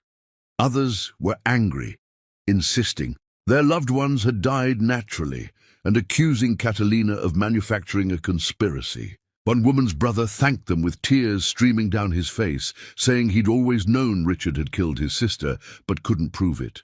Another family hired lawyers to fight the exhumation order Diana had requested. "This is why he got away with it for so long," John said one night as they reviewed responses from victims' families. "He chose women whose families were too small or too fragmented to mount effective investigations. He knew that grief makes people want closure, and calling deaths accidents gives closure even when it's a lie." Catalina looked at photographs of the 7 women, studying their faces and wondering what their lives had been like before Richard destroyed them. They deserved better than what he gave them. They deserved to be believed when they were alive, to have people who would fight for them, to be more than just convenient victims. You're giving them that now. You're making sure their deaths matter, that their stories are told, that Richard pays for every single life he took. That's not nothing. Thomas Garrett died before he could testify in court. His recorded deposition played for the jury instead. But his testimony was just one piece of a much larger puzzle. The real work had been done by investigators who refused to accept convenient explanations, by forensic accountants who tracked money through shell companies, by women brave enough to come forward and testify about escaping Richard before he could kill them too. At dawn, Diana filed emergency motions to amend the charges, and by noon the courtroom was packed with journalists and spectators who sensed this case was transforming into something historic. Judge Holloway reviewed the new evidence with an expression that grew progressively more disturbed. The evidence came from dozens of sources: financial records, witness testimonies, forensic analysis, phone records, security footage, and testimonies from both willing and reluctant witnesses who had watched Richard's pattern of destruction for years. When she finally looked up at Richard sitting at the defense table, her gaze carried condemnation that no amount of expensive legal defense could soften. "Mr. Walker, based on evidence presented this morning, I'm adding charges of conspiracy to commit murder in the deaths of Bethany Walker, Isabel Coupland, and Michael and Eleanor Jason. I'm also ordering you held without bail, pending psychiatric evaluation." Richard's composure cracked for the first time since his arrest, his face going pale as he realized the full extent of what was being alleged. His lawyers immediately objected, arguing that adding murder charges based on old cases was prejudicial and designed to inflame the jury. But Judge Holloway cut them off with a glare that could freeze blood. "The evidence presented shows a pattern of behavior that goes directly to Mr. Walker's character and intent. I'm allowing the expanded charges, and I'm revoking bail because the defendant has now been credibly accused of multiple murders. He represents a flight risk and a danger to potential witnesses." "Your Honor, this is outrageous," Gerard Hastings sputtered, his usual smooth confidence shattered.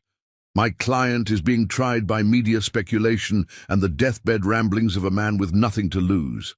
This evidence should be excluded as unreliable." Your client is being tried by documented proof that he's killed multiple women and gotten away with it. If you want to challenge the evidence, do it at trial. But Mr. Walker is remaining in custody until this matter is resolved. They dragged Richard away in handcuffs while he screamed accusations at Catalina, calling her a liar and a manipulator and swearing he would destroy her even from prison. The threats echoed through the courtroom even after the doors closed behind him, and Catalina felt John's hand find hers under the table, squeezing with enough pressure to anchor her to reality.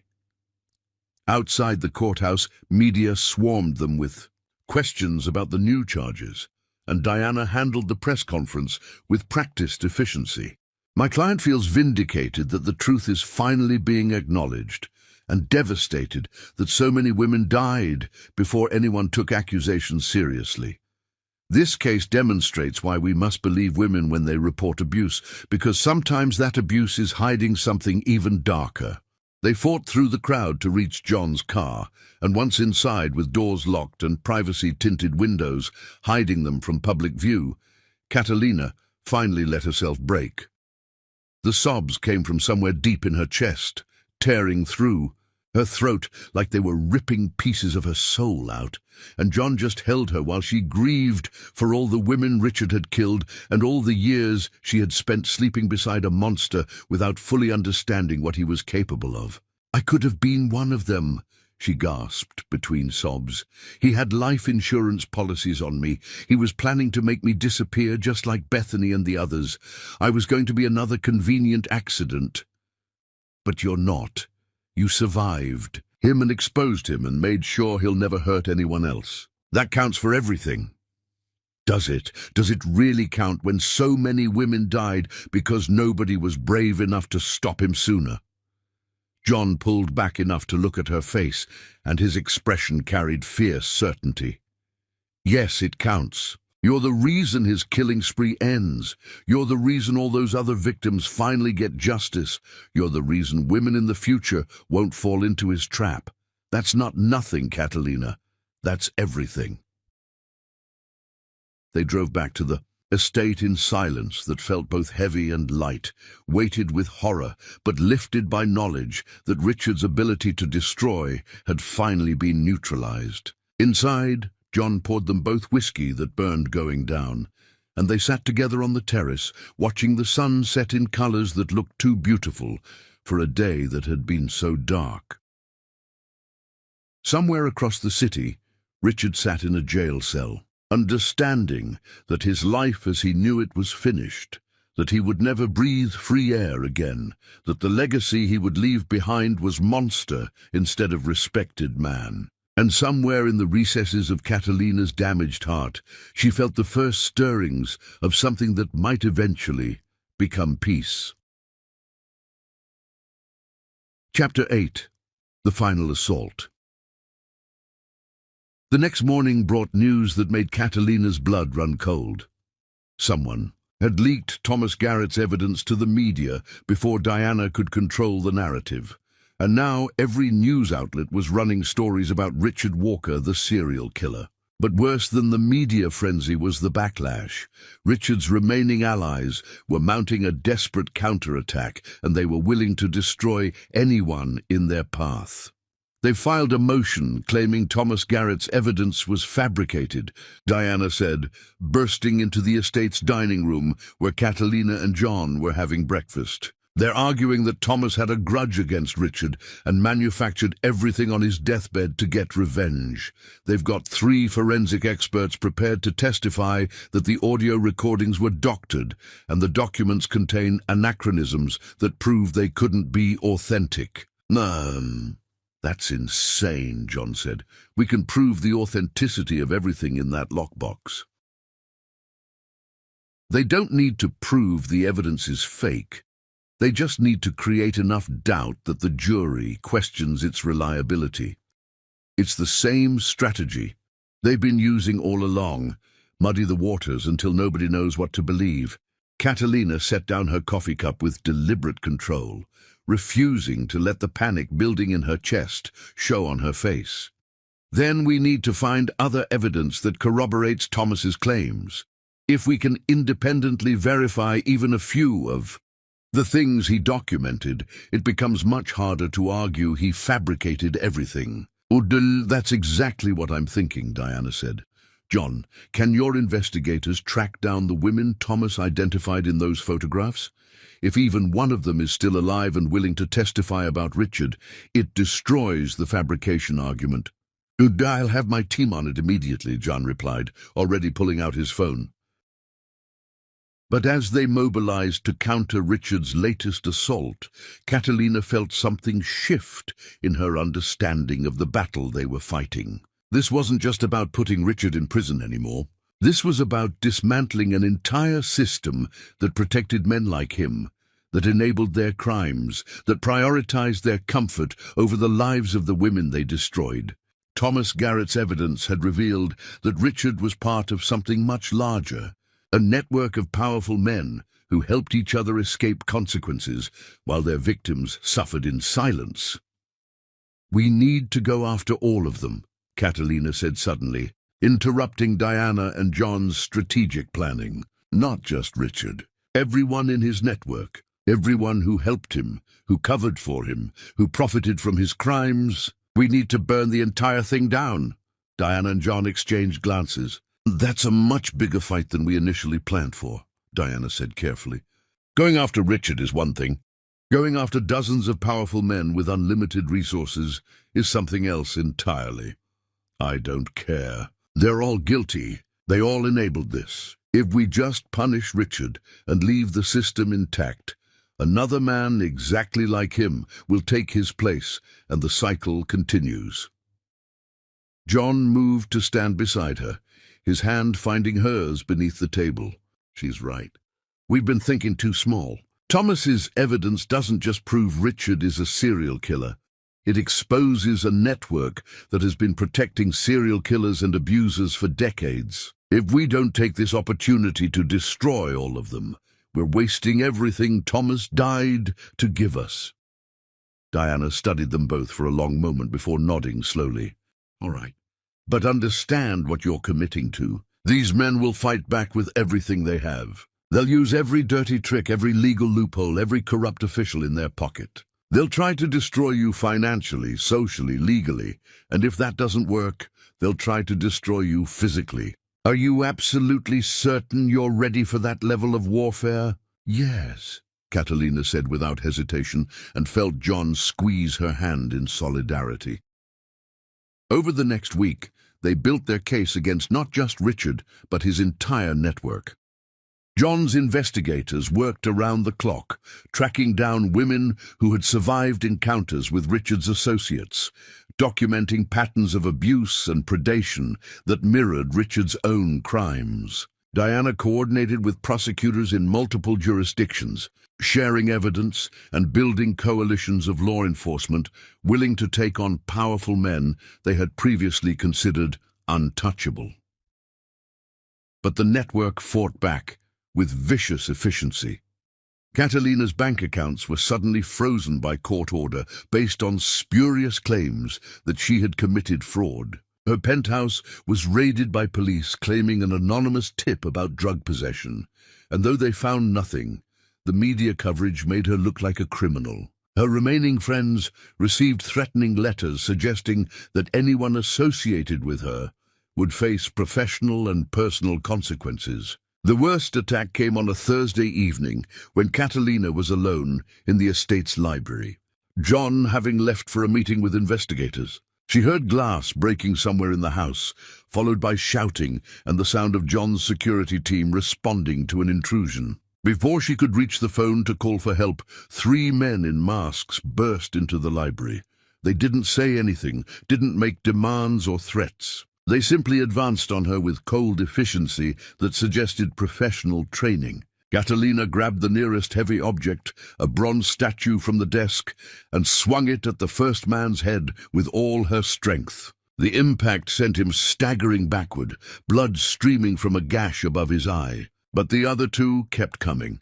She fought with desperate fury, using everything John's security team had taught her about self-defense. But 3 trained attackers against 1 woman was mathematics that didn't favor survival. One of them got behind her and wrapped his arm around her throat in a chokehold, and as her vision started to tunnel from lack of oxygen, Catalina understood with terrible clarity that they weren't here to threaten her. They were here to kill her.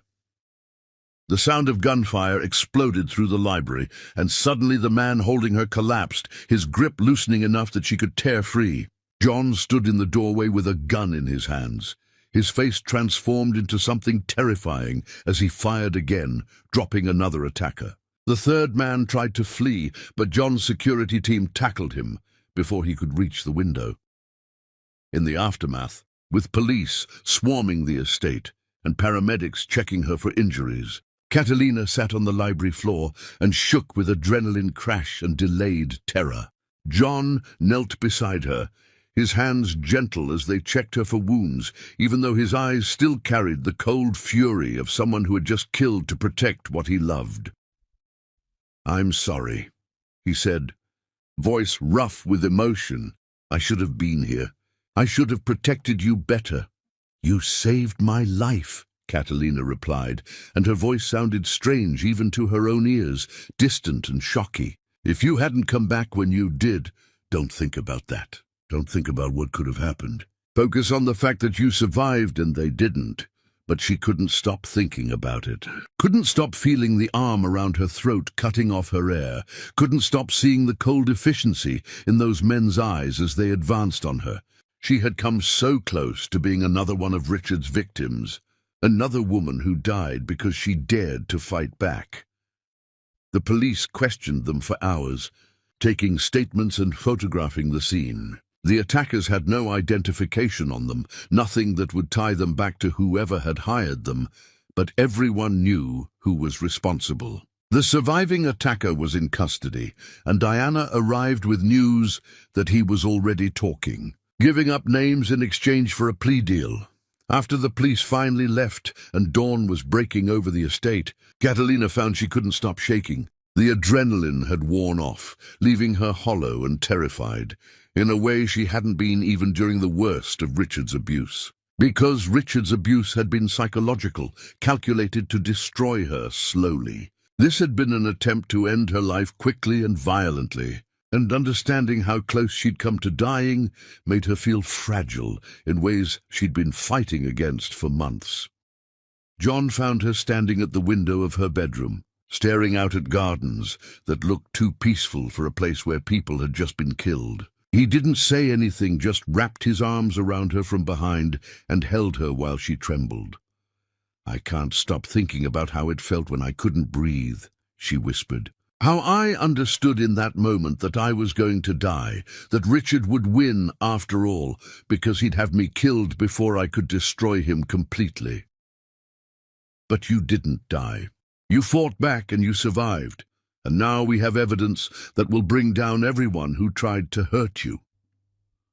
What if next time I'm not lucky enough to survive? What if they send more people, better people, and you're not here to save me?" John turned her around to face him, his hands gentle on her shoulders. "Then I'll make sure I'm always here. I'll make sure you're never alone or vulnerable again. I'll dedicate every resource I have to keeping you safe. You can't promise that. Nobody can promise that.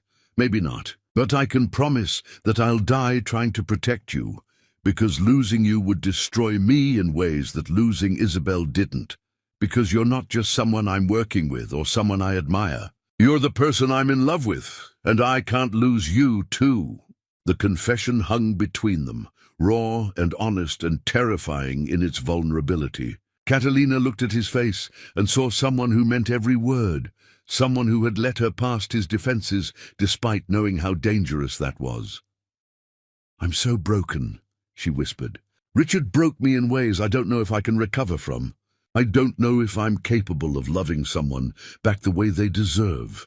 I don't need you to be unbroken. I need you to be exactly who you are, damaged and fierce and surviving, despite everything trying to kill you. And if you never love me back, that's okay. I'll still protect you, still fight beside you, still be here for whatever you need. But the truth was, Catalina realized she already did love him. She had been falling in love with him through every battle they fought together.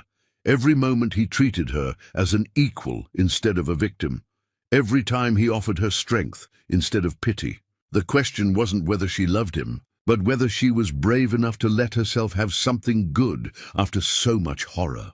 She reached up and touched his face, letting herself really look at him, really see the man who had saved her life, and asked for nothing in return.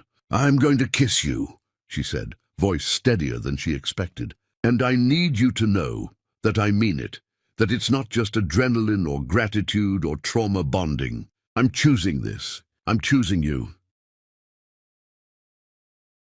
"Are you sure?" John asked, even as his hands tightened on her shoulders with barely restrained need.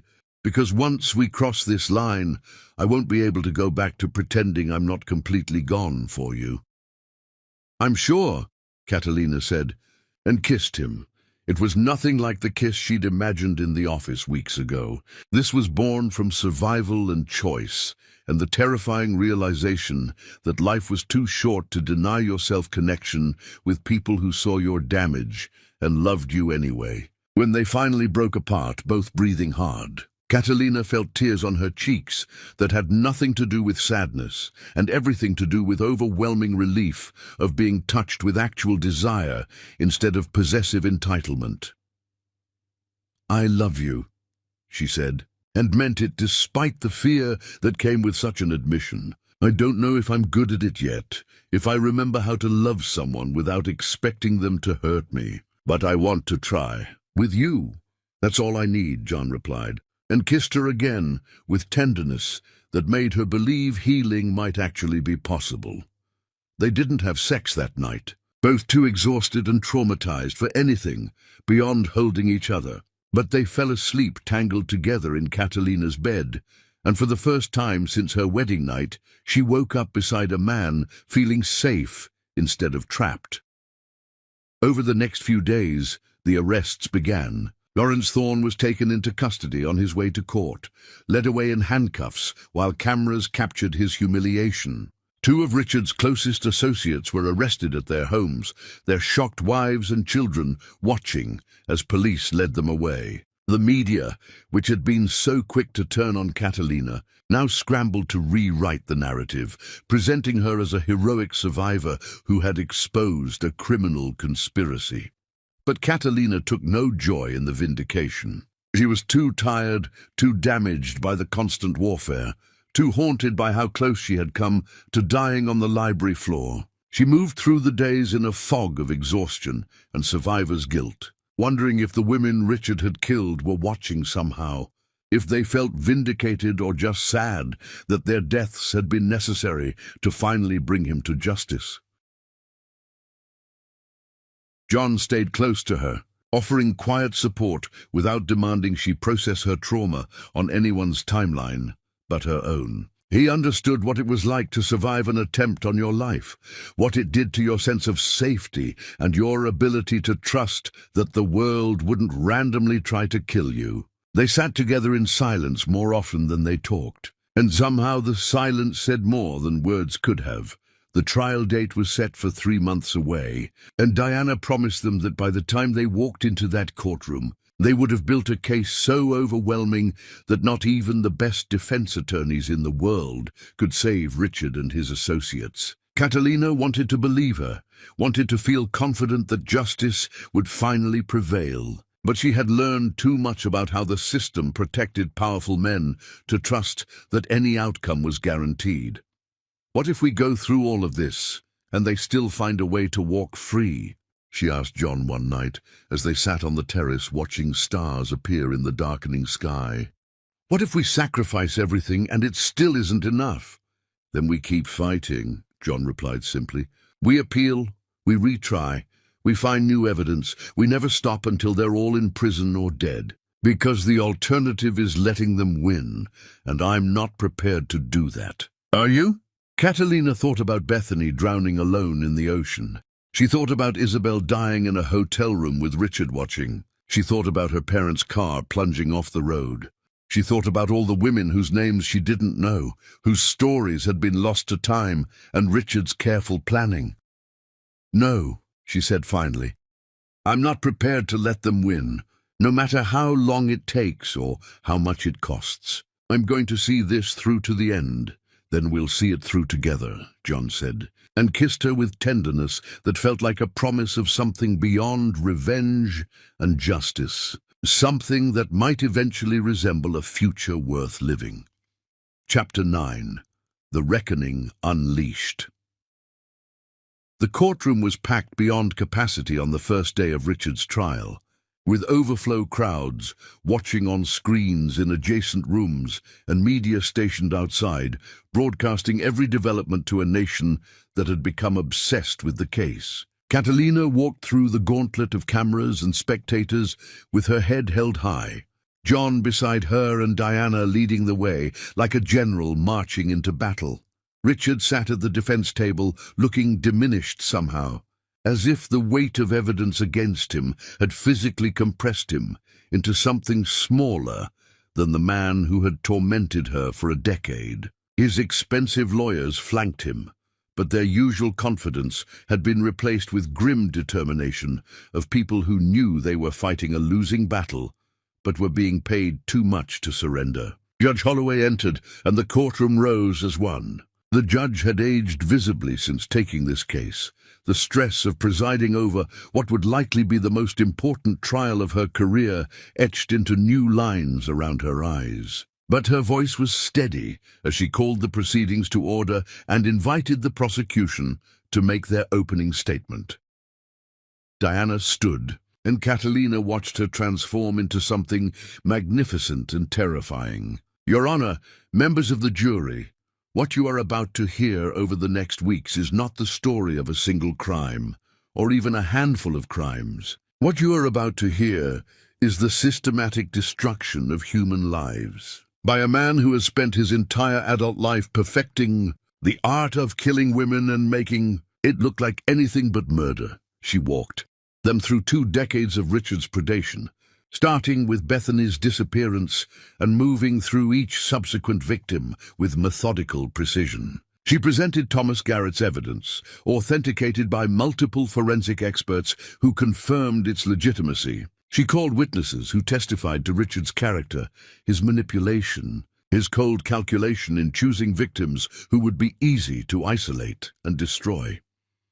When Diana finally sat down after nearly 3 hours of opening statements, the jury looked shell-shocked, and several spectators were crying. Richard's lawyer, Gerard Hastings, stood to present the defense's opening, but his arguments felt hollow against the mountain of evidence Diana had outlined. He tried to paint Richard as a man being persecuted by a vindictive ex-wife and a conspiracy of people with grudges. But even he seemed to know nobody in that courtroom was buying it. The prosecution's case unfolded over 2 weeks, each day bringing new revelations that made Richard look worse. Diana called the mechanic who testified about cutting brake lines on Catalina's parents' car under Richard's orders. She called the detective who had been paid to cover up Isabel's death, who broke down on the stand, confessing his complicity. She called 3 women who had survived encounters with Richard's associates, their testimonies painting a picture of a network that had been preying on vulnerable women for decades. She presented the painstakingly assembled evidence from dozens of sources. Financial forensics showing the pattern of suspicious inheritances. Phone records proving Richard had lied about his whereabouts during crucial time periods. Testimony from private investigators who had worked for Richard, and security footage from hotels where Richard had been with victims shortly before they died. Thomas Garrett's testimony, recorded before his death, was just one piece of a massive puzzle that dozens of people had helped assemble. And then Diana called Catalina to the stand. Walking to the witness box felt like walking to her own execution, every eye in the courtroom tracking her movement. She placed her hand on the Bible and swore to tell the truth, and when she finally sat down and looked out at the sea of faces watching her, Catalina felt a strange calm settle over her. This was it. This was the moment where she either broke under the pressure or emerged victorious. There was no middle ground. Diana led her through her testimony with gentle precision, asking questions that allowed Catalina to tell her story in her own words. She described meeting Richard, the whirlwind courtship, the wedding that should have been the happiest day of her life. She described the slow erosion of her self-worth, the gaslighting, the isolation from friends and family. She described discovering she was pregnant and the joy that had filled her, followed by the agony of the first miscarriage. "Did you believe the miscarriage was natural?" Diana asked. "I did at the time," Catalina replied, her voice steady despite the tears threatening to fall. "Richard told me it was common, that my body just wasn't ready. He was so supportive, so loving in that moment. It never occurred to me that he had caused it deliberately.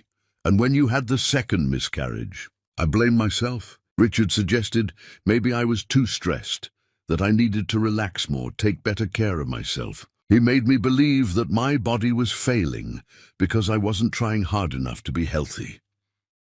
Diana walked her through all 3 miscarriages, through the fertility treatments that destroyed her health, through the moment she discovered Richard's sterility and understood that he had been lying to her for years. She described finding evidence of his affairs, of his financial crimes, of his planning with Elise to have her institutionalized so he could take full control of her inheritance.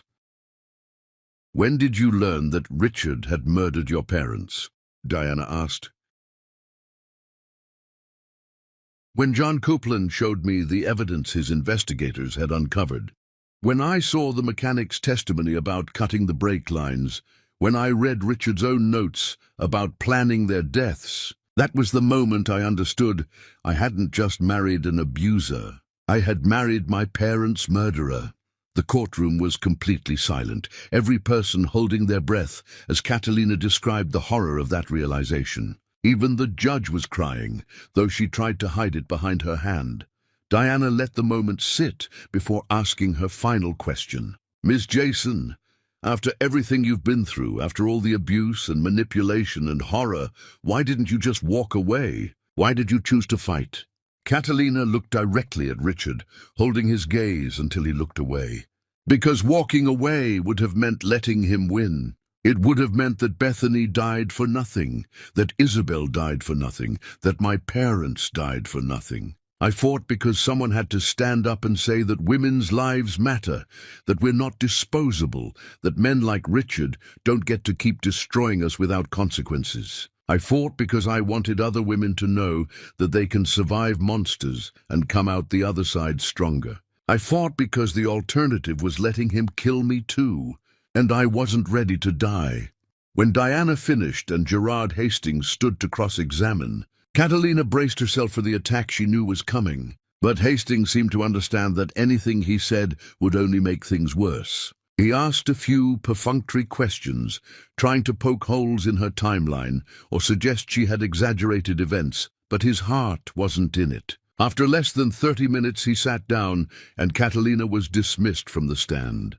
The rest of the trial was almost anticlimactic. Richard's lawyers called character witnesses who fell apart under Diana's cross-examination. They tried to introduce evidence of Catalina's supposed instability, but Judge Holloway ruled it inadmissible after Diana argued it was victim-blaming dressed up as legal strategy. They attempted to cast doubt on Thomas Garrett's evidence, but the forensic experts Diana had hired demolished their claims. On the final day of testimony, Diana called John Copeland to the stand to talk about Isabel's death and the years he had spent trying to get justice for his wife. John's testimony was devastating in its simplicity. A man describing watching the woman he loved die because Richard had gotten her addicted to drugs and then abandoned her when she needed help most. When he finished, there wasn't a dry eye in the courtroom. The jury deliberated for 6 hours before returning with their verdict. Richard was found guilty on all counts.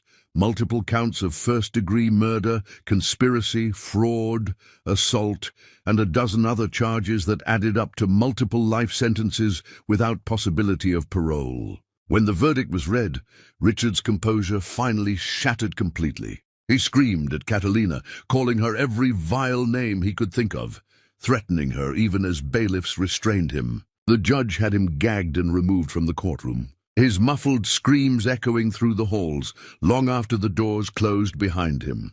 At sentencing 2 weeks later, Judge Holloway delivered a statement that would be quoted for years to come.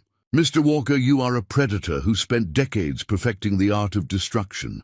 You chose victims who you thought society wouldn't miss or wouldn't believe. You hid behind wealth and charm while destroying countless lives. But you made one critical mistake. You underestimated the strength of the women you tried to break. Catalina Jason survived you and exposed you, and because of her courage, you will spend the rest of your life in prison, knowing that a woman you considered weak and disposable was ultimately the one who destroyed you. I sentence you to life without parole on each count of murder, to be served consecutively. May you live long enough to regret every choice you've made." Outside the courthouse, media swarmed Diana, Catalina, and John with questions. Diana handled most of them, but when asked what justice meant to her after everything she'd been through, Catalina stepped forward to answer. "Justice doesn't bring back the women Richard killed. It doesn't undo the years of abuse or give me back my health or my parents. But it does mean that Richard will never hurt anyone else again. It means other women will see that fighting back is possible, that surviving is possible, that predators can be held accountable even when they seem untouchable. That's not perfect justice, but it's something. And sometimes something is enough." Chapter 10. The Woman Reborn. 1 year after Richard's conviction, Catalina stood in the gallery she had built from ruins and rage, surrounded by art that spoke to survival and transformation. The space had become something beyond what she initially imagined. Not just a gallery, but a sanctuary for women who had survived abuse and needed a place to reclaim their voices through creative expression. The walls showcased works by dozens of artists, each piece telling a story of pain transformed into power.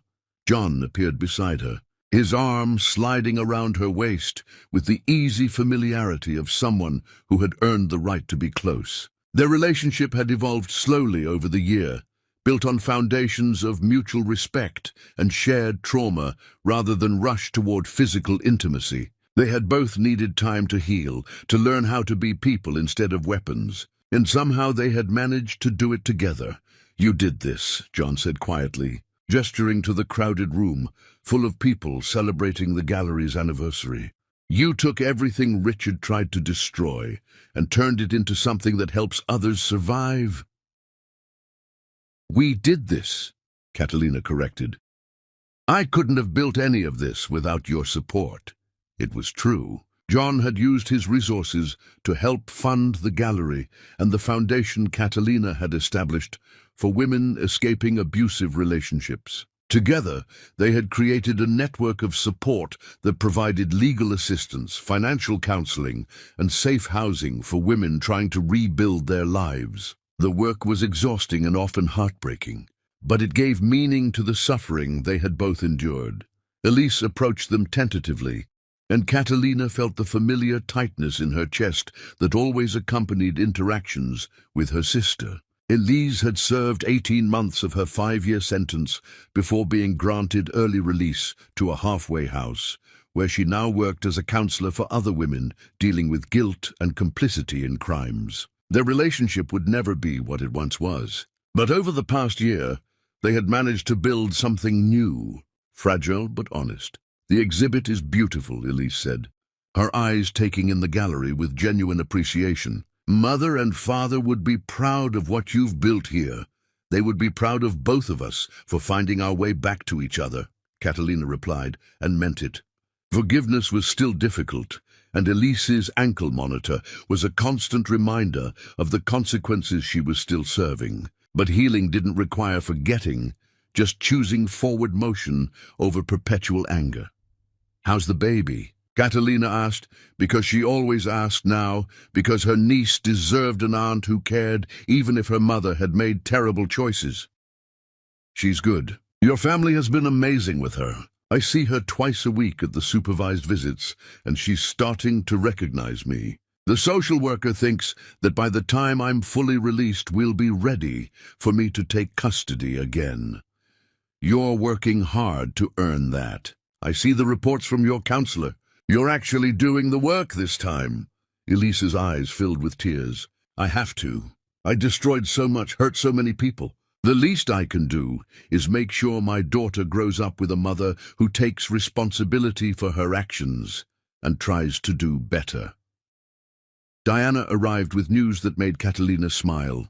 Lawrence Thorne's appeal was denied. He's officially going to prison for conspiracy to commit murder. That makes 12 members of Richard's network who've been convicted in the past year.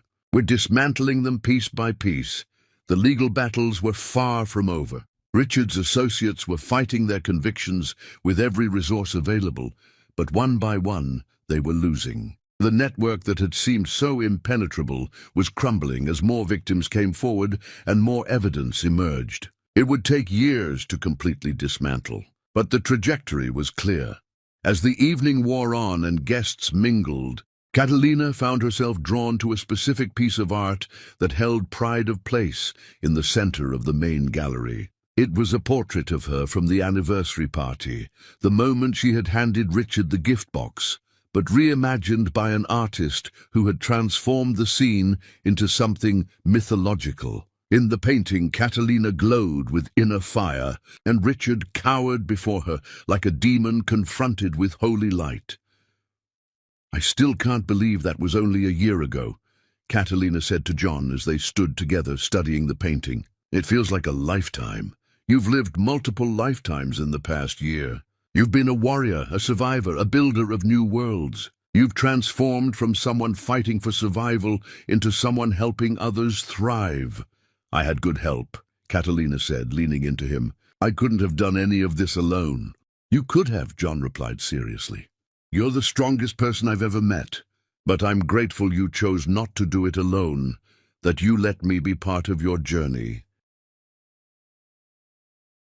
They stood together in comfortable silence until Diana approached with her phone held out. You need to see this. It just came through from the prison.